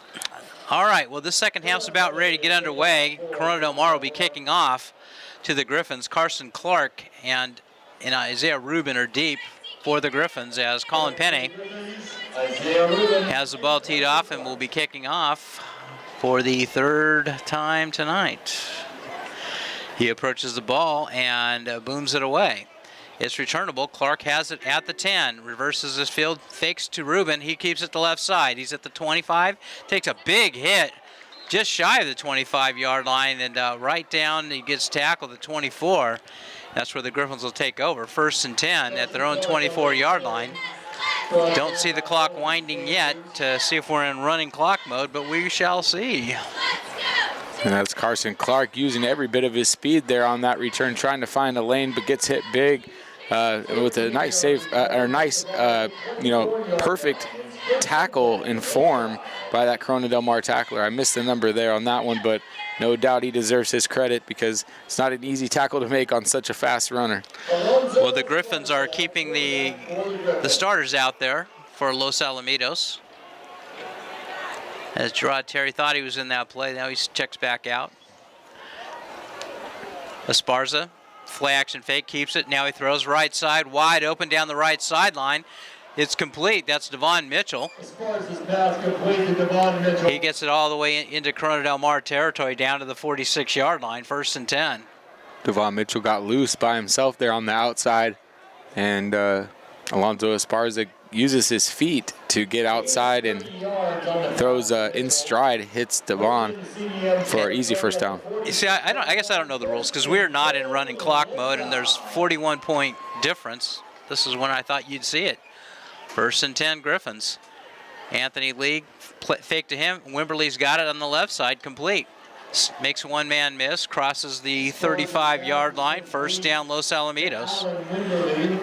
I wonder if it's one of those things where the rolling clock isn't going to start now until the fourth quarter. Who knows? Well, Griffins will keep putting up points as Colonel Mar has not stopped him yet. Sparza throws, short arms it out, and incomplete.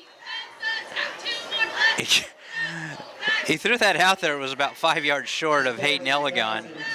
Yeah, it was just one of those ones where he tried to flip his body or flip his hips and flip his body at the same time while throwing that football, and it just came out a little bit limp, like just kind of off his finger wrong. 2nd and 10. That's Anthony League. That's Ibarra, the ball carrier, and looks like he's got another first down for Los Alamitos out to the 25. Actually, he's going to be just short of the first down at the 26. 3rd down and 1. League checks back into the ball game for Ibarra. And he goes out into motion man's Terry. He gets it. Stutter step. Going to be close to a first down, then driven backwards. I think he's going to be short. Gerard Terry.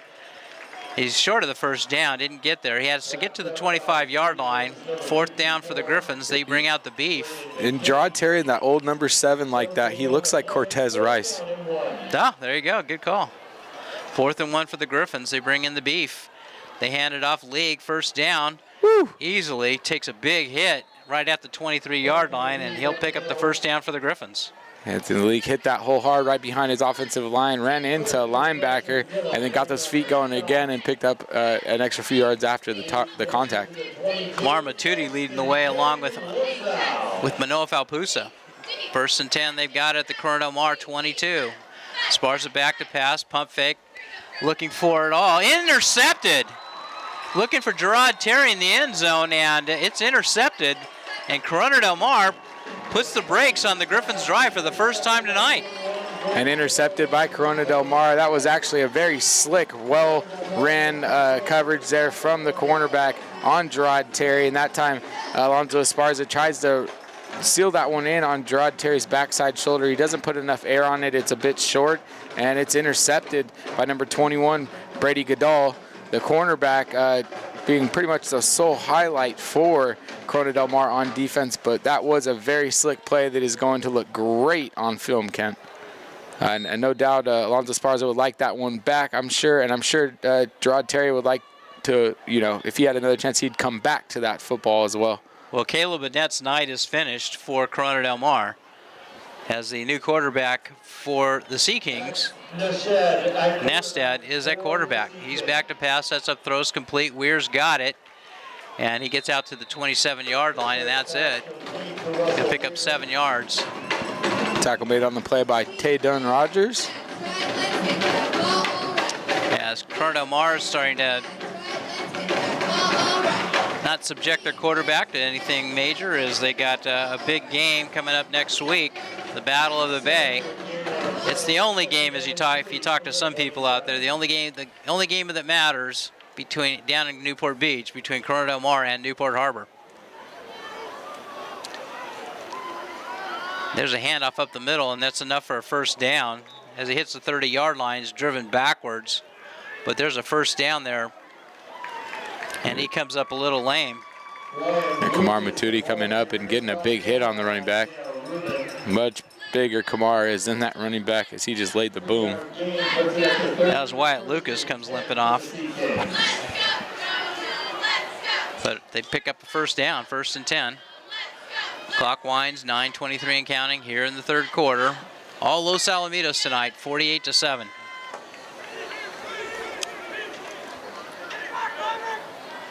Nashed's got 2 receivers to the left. He's back to pass, looks right, sets up, throws, looking for Weir, and nothing doing as Tuchek in coverage, just not letting him get downfield.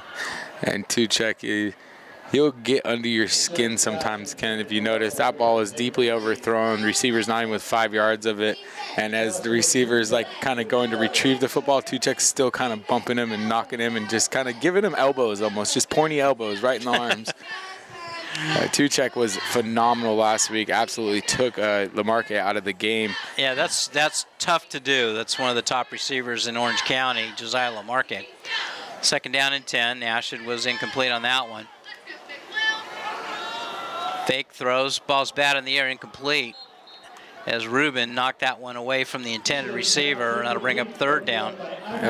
Myself and Josh's dad, Greg Tuchek, had a conversation about the focus that the game of football takes, Kent, and how focused you have to stay in as a cornerback in order to lock someone down all game, and how they've been searching for that game for a very long time to keep every bit of focus and not just take even one mental rep off. And they feel like, Josh Tuchek got that last week and continues this week to strive for the same. Well, the fans are starting to leave the stadium here at Vet Stadium. You can see them lining leaving. up and going. It looks like they're leaving because it's not a running clock, I think. Third down and 10. Nashid back to pass, sets up throws, complete out to the left side, and he's going to be close to first down. He's got it. Had to get out to the 40-yard line. That's what he did. First down, Corona Del Mar. And chasing him from the back was Exodus Allo trying to make the tackle. And it looked like Zach Misa ended up getting in there and laying the boom. Valuable reps here for Nashid. He's a junior, 5'11", 175-pounder. First and 10, Corona Del Mar. Clock stop at 8:54 here in the third. Nashid rolls out to his right. Looking downfield, sets up throws, and incomplete. Looking for Weir again, and Tuchek all over him along with Rogers. Amazing coverage from the Griffins there. That's Tuchek playing over top from the cornerback position on the wide receiver, and Tatum Rogers striving from the safety position, driving on over to help his cornerback out, essentially ending up in double coverage in a design play that wasn't designed for double coverage, but just playing good, clean football, playing fast, and trying to make interceptions and pass blocks. Second and 10. An update for you guys, modern day. Now down 21-0. Bosco's leading by 3 scores. Wow. Second down and 10. Handoff, right side. Trying to get to the outside and nothing doing. Great job on defense by Regis. Regis stays in the backfield. He stays in the opponent's backfield, playing back there, and just wreaking havoc in their mind, living rent-free in that quarterback and running back's pocket. So that guy is something to be, something to be watched every play pretty much, him and Kamar, because one of the two is going to get in the backfield and cause havoc. Owen Sanders losing 3 on the play. It's bringing up a third down and 13. Sea Kings will send 2 receivers off to the left side. Back offset to the right of Nashid. Back to pass, looking left, throws, and there's nobody there. Miscommunication there, and late flag comes in. Let's see what that's about. Feet of the lineman back there, closer to where the ball was thrown from. But he absolutely let that one rip out to the left like the receiver was supposed to run out on that route somewhere near the sticks, and the receiver was still running straight down the field on what looked like a post, screeny post. Well, there's a personal foul against the Griffins, and that's going to bail out Corona Del Mar. Instead of having a fourth down, they'll have a first down now. It's kind of not a Phi Beta Kappa foul there by the Griffins again. Again, this is, you got a clean game so far, and you don't want to see that kind of stuff going down. Yeah, I knew it. Seeing what player it was, we're not going to call that one out, but definitely can have a conversation with him. One of the coaches is. So he came off the field, and Rangers in there, Rambo Rangers in there for the Griffins, playing left defensive end. First and 10, Corona Del Mar. Nashid rolls out to his right, chased by Regis and thrown away, and incomplete. Regis was just all over Nashid on that one. Wow. All over him. Wow. Nashid was Coach barely Fenton able to get fired up. He's over there, giving Regis a little bit of great job, I'll tell you what, he's had an impact since he had to sit out the first 5 games, and since he's been in, Griffins just looked different on defense between him and Mason Lano coming in, and then between them and Wimberly on the at a receiver. Wow, the Griffins They're hitting a different mode right now. And you gotta love Rager in there. Rambo in there doing his thing, getting time with the starting defensive line. 2nd and 10. Inside handoff. Regis on the stop after a 3-yard gain. He sure is active, Jackson Regis. 3rd down and 7. Clock's winding, 7:30 and counting here in the 3rd. 48-7 Griffins.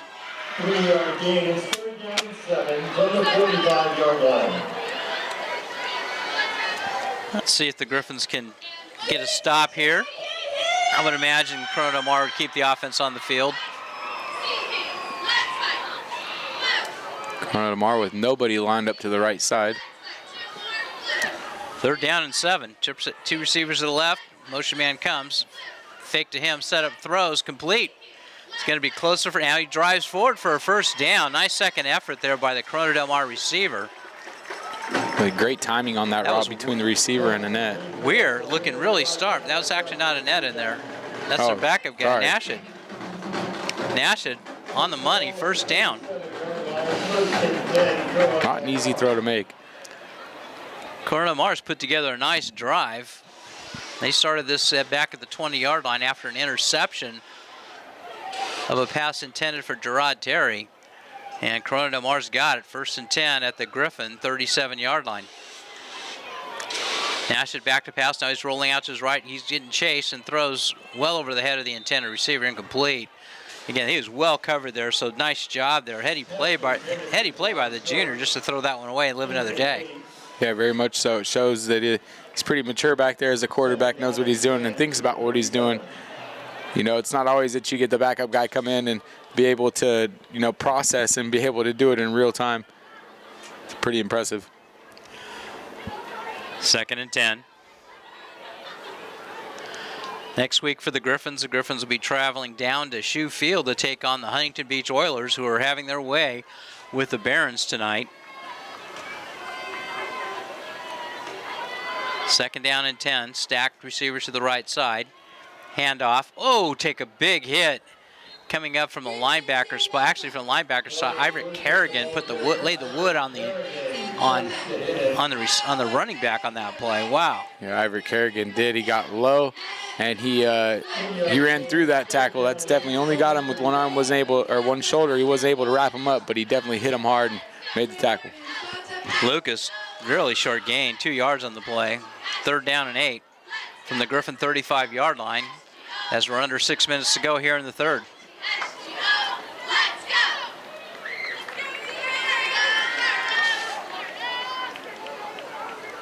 Corona Del Mar still fighting in there on 3rd down and 8. Nashid back to pass, sets up, throws, balls tipped and knocked incomplete.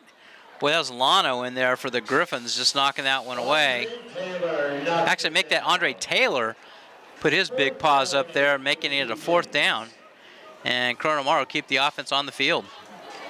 Yeah, great job getting those paws up there and knocking that one out of there. It's not an easy thing to do as a defensive line, but you watch that quarterback, and as he gets ready to release a football, you try to get your hands up and mess up those throwing lanes for him. And the Griffins have done a great job of that this year. I believe, they had a blocked ball pretty much every game, Kent. If not, we might have missed one game, but definitely doing a good job of that this year from the defensive line. 4th down and 8. Trips out to the right side. Nashid back to pass. Sets up, throws, and intercepted. It's going the other way. He's at the 40. That's Isaiah Rubin. He's at the 40 of Corona Del Mar. He's at the 20. He'll go. Touchdown, Griffins. Isaiah Rubin. And Isaiah Rubin making it look easy. Intercepts that football, takes it down the sideline and all the way into the end zone for his 2nd one this year, return for 6. Pick 6, Isaiah Rubin.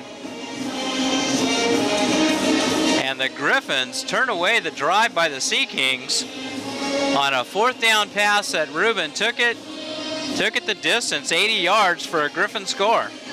And that's the first defensive score by the Griffins tonight. As Gamarnik will on to try the extra point.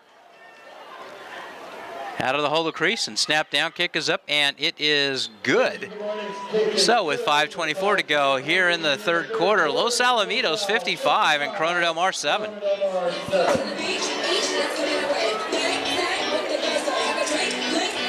And it's been a while since the Griffins have had, or at least Corona Del Mar's had this much put on them. The Griffins come into this game leading the series 5-2-2. In the 9-game series, this 10th one looks like it's going to be Griffins. So, as the Griffins basically are doing what their farewell tour of the Sunset League. Yeah, this is what do you say? Like before the last bow, like The last dance. The last dance.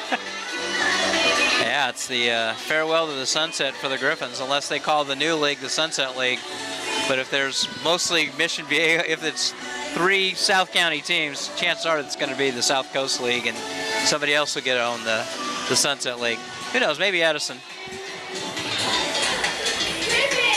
Edison can stay in there. Edison can carry the light for the league. If it can't be us, Yep. Edison can do it. Why not? Actually, Edison's been in the league longer than the Griffins were. The Griffins were in the Empire League before they came on over here to join Dave White and the Edison Chargers here in the Sunset League. Sunset League was so much fun. When I was growing up, I remember Esperanza absolutely running the craziest run scheme there was in football in the Sunset League. Yeah, no, they were dudes. And then they opened up Yorba Linda High School, and that was the end of that. That was the end of Esperanza. As McLaughlin, short kick, right side, taken at the 13. Try to get to the 20, 25-yard line, and that's it. That's where they'll take over. 1st and 10, 5:18 to go. Here in the third, Griffins 55 and Corona Del Mar 7.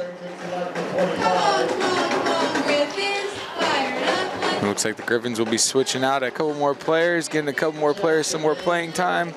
So we'll try to get those ones called out to you guys as we see them. But right now, looks like Pearson Sapinga.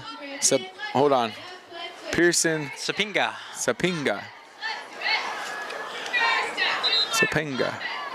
Sir Bible and Zach Meese are in there. As I think Kamar Matuti, he's out right now. Oh, there's Foster Slaughter. He was in. Now he goes back out. Slaughter is the first time I've seen him tonight. And it looks like they just move Regis from the inside backer position to the outside backer position. Maybe get some film here now with his hand in the ground, or just coming off edge from the stand. Blake Vera, he's in at safety for the Griffins. Has a handoff and running into a wall and not getting much at all. Owen Sanders. Is Sanders. He'll pick up, give him 3 on the play. Griffins JV team got the win yesterday to move to 3-0 on the season. Perfect so far for head coach DeMar Bowe. 2nd down and 7. Corona Del Mar, 4:52 and counting here in the third. All Griffins tonight, 55-7.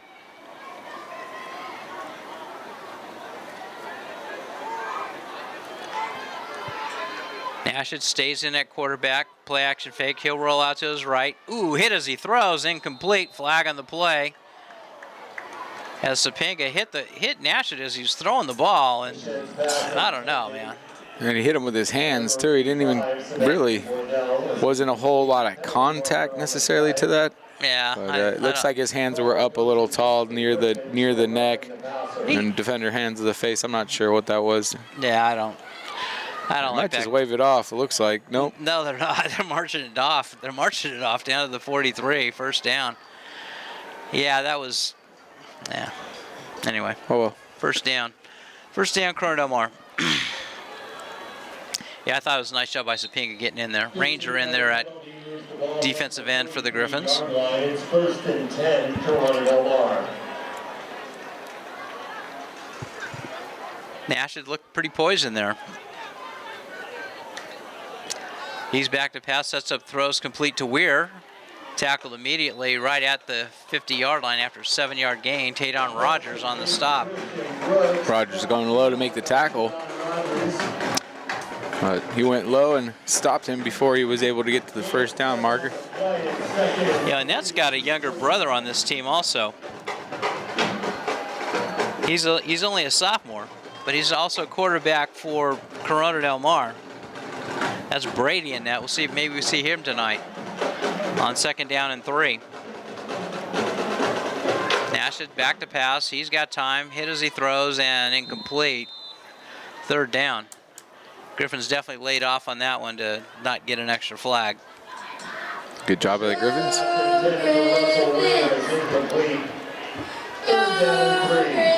3rd and 3. Anthony League playing a little linebacker in there tonight. You know, it's really just comes down to the Griffins are so deep and getting a lot of guys, a lot of reps. It looks like, wow, it's the first team guys, but no, they're just rotating guys in, and there's a lot of guys that start.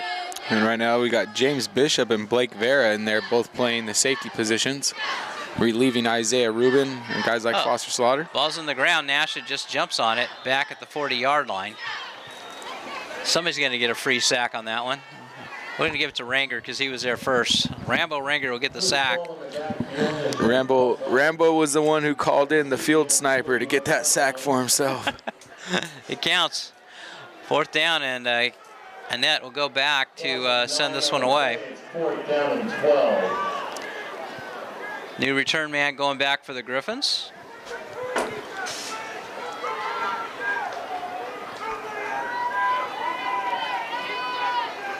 Can't make out the number down there. Come on, screen, widen up here. And then Annette booms it away and goes out of, headed towards out of bounds and doesn't. Who's that? Is that Ibarra? Is that Lenny Ibarra back there to receive the punt? He didn't actually do anything. Yeah, he was back there. He was back there, though. Yeah, it was Lenny Ibarra. Okay. Well, 1st and 10, Los Al back at their own 23-yard line, 2:59 to go in the 3rd. And I think I've seen a new quarterback, Colin Creason, into the ball game now for the Griffins at quarterback. As Alonzo Esparza's night is done. Creason's back there at quarterback for the Griffins. Play action fake, keeps it, throws right, complete. Flag on the play. See what this flag's about.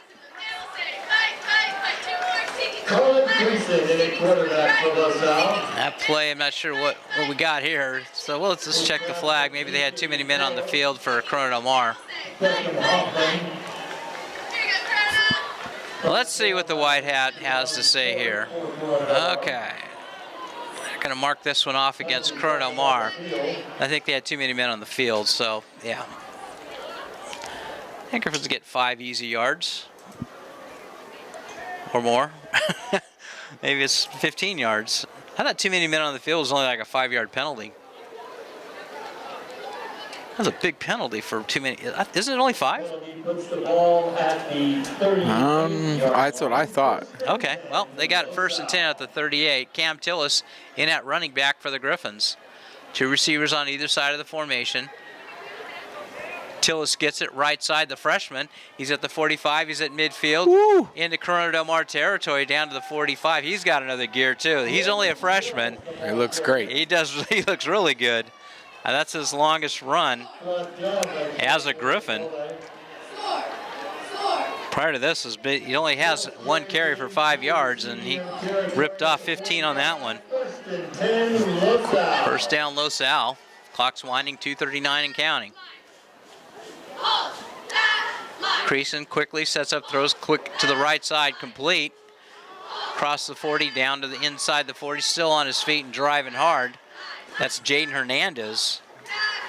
Another really promising young receiver for the Griffins. He's a sophomore, got a lot of action. You'll remember him for that big catch that he made against the Mission Viejo for a touchdown. And that 3 overtime loss to the Diablos. 2nd down and 1 at the Corona Del Mar 36-yard line. Creason back to pass, sets up, throws, looking for it all. Got him wide open, and he just missed him. He's looking for Hoffland there, and there's a flag comes in late. Personal foul roughing the passer against Corona Del Mar. But Hoffland was wide open, and Creason just overthrew him. Yeah, he had him wide open, and he probably put just a hair too much on it. Had he taken just a bit off of that, I think the receiver's able to go up and get it. And kind of quick update for you guys. Orange Lutheran is now up 28-27 on Servite. It's a very close game towards the end of the third quarter. Santa Margarita leading J. Sarah 17-10. 1st and 10, Los Al.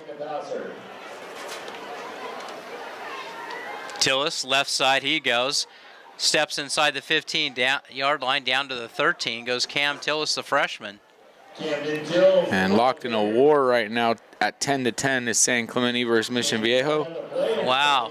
And still 21-0. Scores St. John Bosco and Mater Dei.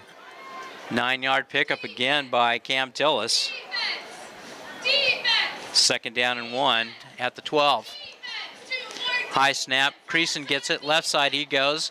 Try to get the outside. He's a 10. He's going in. Touchdown, Griffins. Colin Creason. And Colin Creason using his speed and slick moves to fake one guy out and go into the end zone for a touchdown. That one's overdue after that running one he almost had last week, Kent.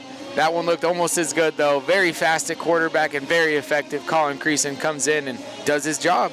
That's his first touchdown as a Griffin. As Colin Creason showing he's got legs as well.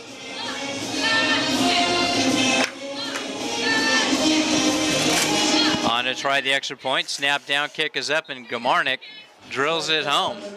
So with 1:20 to go here in the third quarter, Los Alamitos 62 and Corona Del Mar 7. Man. Griffies are a big red machine, that's for sure tonight. One miscue, that was an interception by Alonzo Sparza, their first drive of the third quarter, but beyond that, Griffins have just played flawless. Flawless. No punts tonight. Lenny Barr has been, hadn't done anything. Lenny Barr is over there holding the rugby ball. Yeah. You don't need to punt the regular football tonight. I heard a funny story, Ken. I heard last week they were giving people a hard time because I forget which game it was. One of the receivers was dropping footballs, and they said, "Why are you dropping footballs?" He said, "I don't know. They've been making us catch rugby balls all week in practice." They got blown kind of out of proportion, like they were really doing it, and I guess it was an just kind of joke, you know. So, They didn't take it as a joke? Yeah, they didn't take it. The media didn't take it as a joke. Surprise, surprise. Wow. Don't they call that clickbait or something like that? Yeah, pretty much. Okay. Well, all Griffins. Griffins have rolled up 62 points. And we're almost through 3 quarters. Same as last week. Griffins had back-to-back 62-point outbreaks. As that ball is kicked inside the 8. Breaks the tackle and gets across the 25 to the 28. That's where they'll take over. Corona Del Mar, 1st and 10. Their own 28-yard line. And yeah, you know, I think the rule is it's a running clock into the fourth. Yeah, I think so as well. It only took me 8 games to figure it out. Now these high school rules, they change a lot over the seasons. It doesn't seem like it did, because I remember in years past. It used to be years past, yeah, like you kind of choose as a coach, like you agreed with the other coach, like, okay, well, if it's 35 and it doesn't matter, after half we run, you know? And then they started to... I remember one year we had a running clock, and it was the second quarter, exactly. Yeah, I remember that as well. Okay, whole lot of Griffins in there. Justin, I'll let you go ahead and pick out their names. Got a new cornerback in there at left corner. Inside handoff. That's Owen. And he gets just a yard, and that's about it. Some new guys that we got out there. Caden Clark, the senior, playing linebacker, number 46. Then we got 17, Blake Vera still out there, the senior, playing safety. We got 35 at corner. That's Spiro Gabriel, the senior, getting some time in at defensive back right now. And on the other side corner, we got 29. That's Guillermo Chavez, the junior, playing defensive back. And, we'll go right a couple more after this play. Gavin Vera on that last stop. Handoff, try to get to the outside. And the Griffins just string that out for no gain again.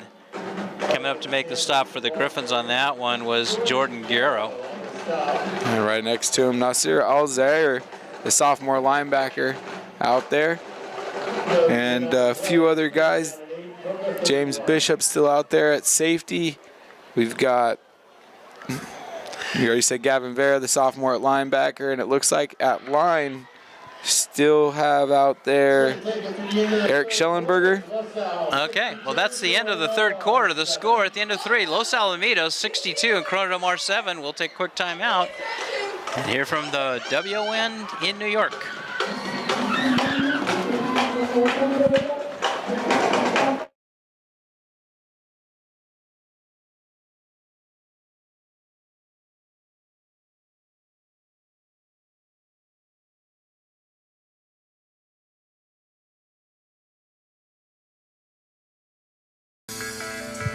The Showdown Series hosts athletes from all over the western United States to come and compete in highly organized, efficiently run 7-on-7 and 5-on-5 tournaments with 100% CIF-trained officials. We pride ourselves on having tournaments that start on time, run on time, and stay on time.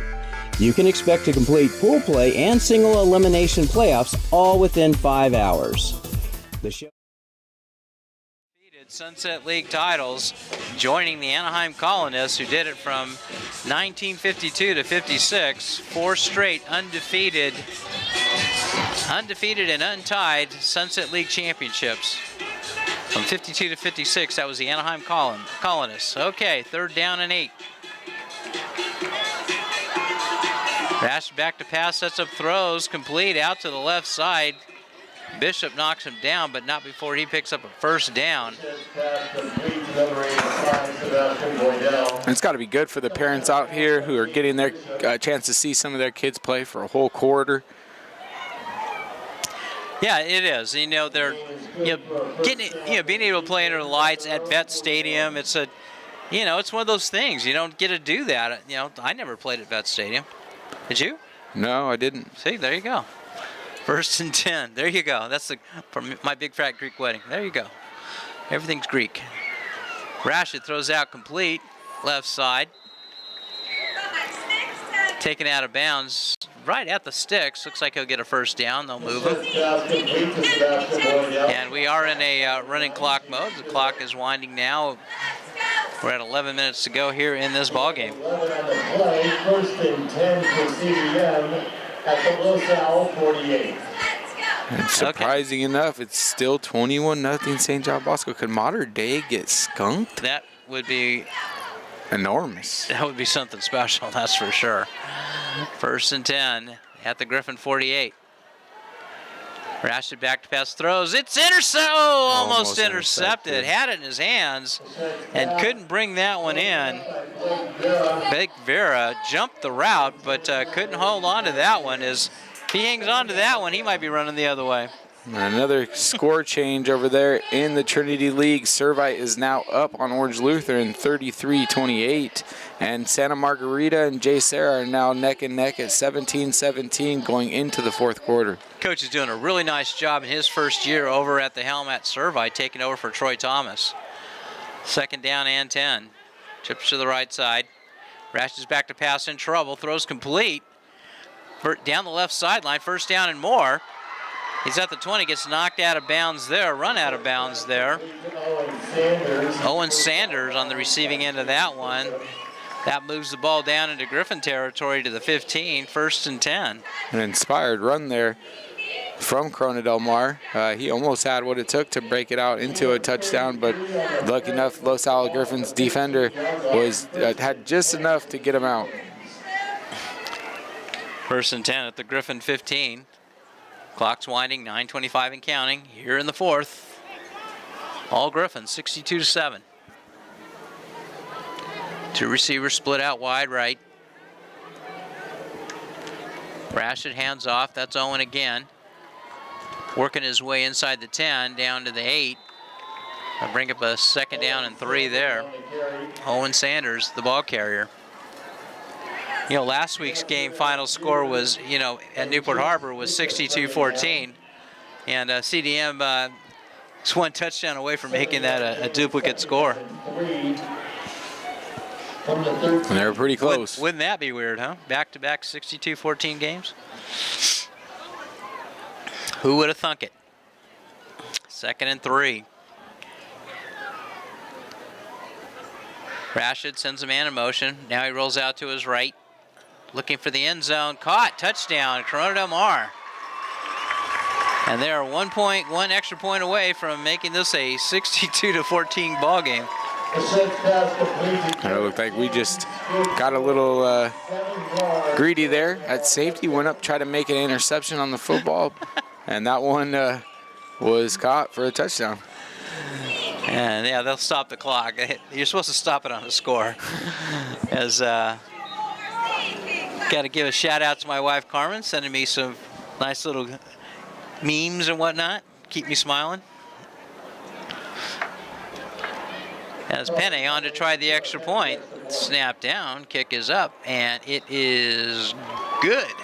So with 8:07 to go here in this ball game, Los Al 62, Corona Del Mar 14. Justin, thoughts on this game? What are you thinking? I think Corona Del Mar, if I've got to really be honest, I think that this is a down year for their team. I think that they're not quite where they've been at in the past. That happens. Ebbs and flows. They are a very community type team. A lot of, majority of their players come from that community, stay in that community, whatnot. Definitely have seen some transfers in and out and stuff too. They're no different there as well, but Corona Del Mar still got the size, still got the horses. They've got to figure out where that moxie's at that they had under the last coach. It seems like they've taken, some of the same athletes and they're getting slightly not as good results. So that being said, it's back to the drawing board from them, and they'll go at their next week with a fresh new matchup. They are definitely undersized this year, especially in the lines, and I think that's really showed up in tonight's ball game with just the Griffin size differential, and they'll have that again next week as well. Although Huntington Beach always, they always seem to have some dudes at line. Tuanu'u is one of their big guys that they've got. And we'll be seeing Brady Edmonds, the freshman quarterback for the Oilers next week at Shoe Field next Friday. And we're booting this one away. High kick, taken at the 10. 15-yard line, just steps right out of bounds. That's a new return man for the Griffins. That looked like that was Colin Creason, the quarterback. He catches, just steps out of bounds. You don't want your quarterback taking big hits right there. So looks like Creason's night's done too, and so we'll be seeing a new quarterback. It's Colin Creason heads to the sideline after being a return man now, or at least he's now a return man. Who will we see at quarterback? Jackson Lappin, number 16. Jackson Lappin is in at quarterback. I believe that's 16.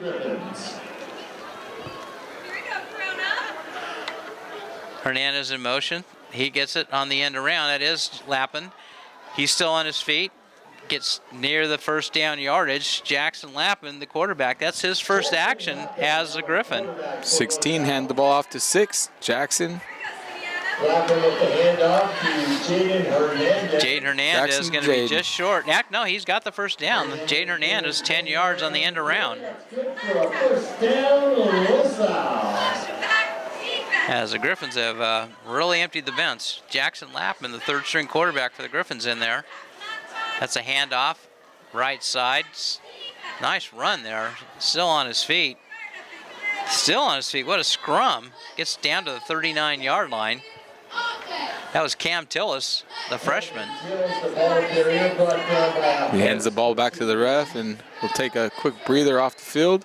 Let one of his young counterparts get back in there as well. I believe that's Zach Solano in there. Zach, you remember, got the touchdown last week. No, that's not Solano, but an inside handoff to him. He breaks 3. He's at midfield. He's at the 40. He's at the 30, the 20. He's at the 10. He's going to the house. Touchdown, Griffins. And Zach Solano with the back-to-back touchdowns in back-to-back weeks. But that's not Zach Solano. Oh, shoot. 30. Gavin Vera takes it the distance, 60 sophomore yards. running back, Gavin Vera. I thought Gavin's a linebacker, but he didn't look like a linebacker on that one, taking it the distance. I got the TV screen right in front of me, Ken. I can see the numbers, and I missed it. Yeah, I thought Zach Solano was getting in there, but Gavin Vera takes it the distance for the Griffins. And Gamarnik on to try his extra point. Snap down, kick is up, and it is good. So with 5:58 to go here in this ball game, Los Alamitos 69, Corona Del Mar 14.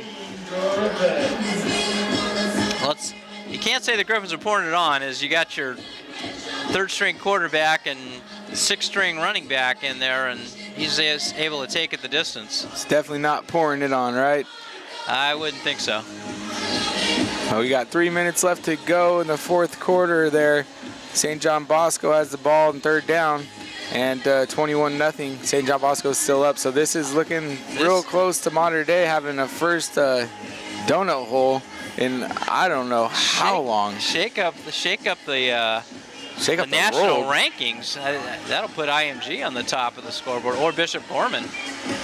Wow. Yeah, and Bishop Gorman ran Desert Pines out of the building tonight.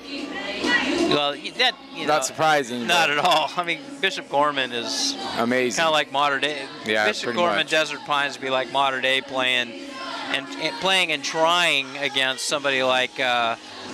God, a reason. What's to be a reasonable one? I don't think it'd be like Villa Park. It'd be less than Villa Park level. About so. No, it'd be like, yeah.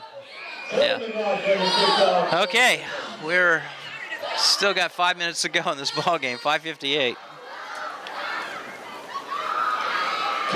As McLaughlin booms this one away, it's returnable.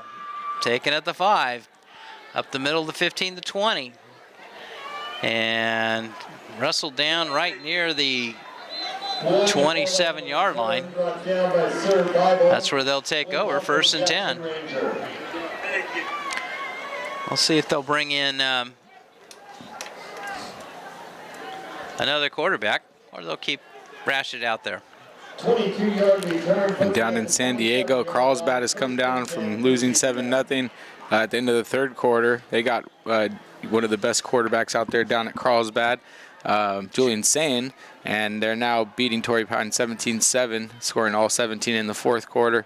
In addition to the fact that it's still 10-10 locked in even San Clemente at Mission Viejo. That's a huge one. Wow. Ron Gladnick down there at Torrey Pines does a great job with that program. Them saying this close is really kind of an upset. Yeah, very much so. And that is Blake Annette, the younger brother and the sophomore of Caleb Annette, and his first pass would go for about an 8-yard loss. Wow, Griffins are all over on that one. Down there making tackles, all of them together. Guillermo Chavez, in addition to Hunter Tagasue. And Blake Vera on the stop. Loss of 7 on that pass for Blake Vera. Blake Annette. I get the right name here. Brady Annette. Okay, Brady Annette in at quarterback for the Sea Kings. He'll roll out, squares his shoulders, sets up, throws, and knocked away incomplete as Bishop knocks that one away. Looked like it was almost tipped and intercepted. Broken up by number 9, James Bishop. Bishop, the junior defensive back, good-looking guy. I've seen him a lot on the JV team, and he's a very athletic kid back there. But it's one thing to be really athletic, but to understand a Coach Cobley Iman defense and their responsibility is a whole nother ball game. On 3rd down and 16. We're at 3:25 and counting here in the fourth. All Griffins 69-14.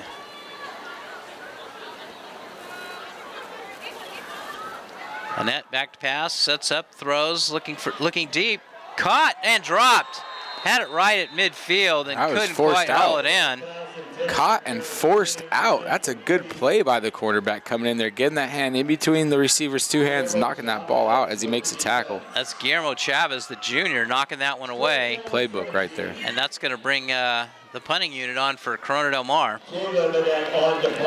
James Bishop back deep for the Griffins.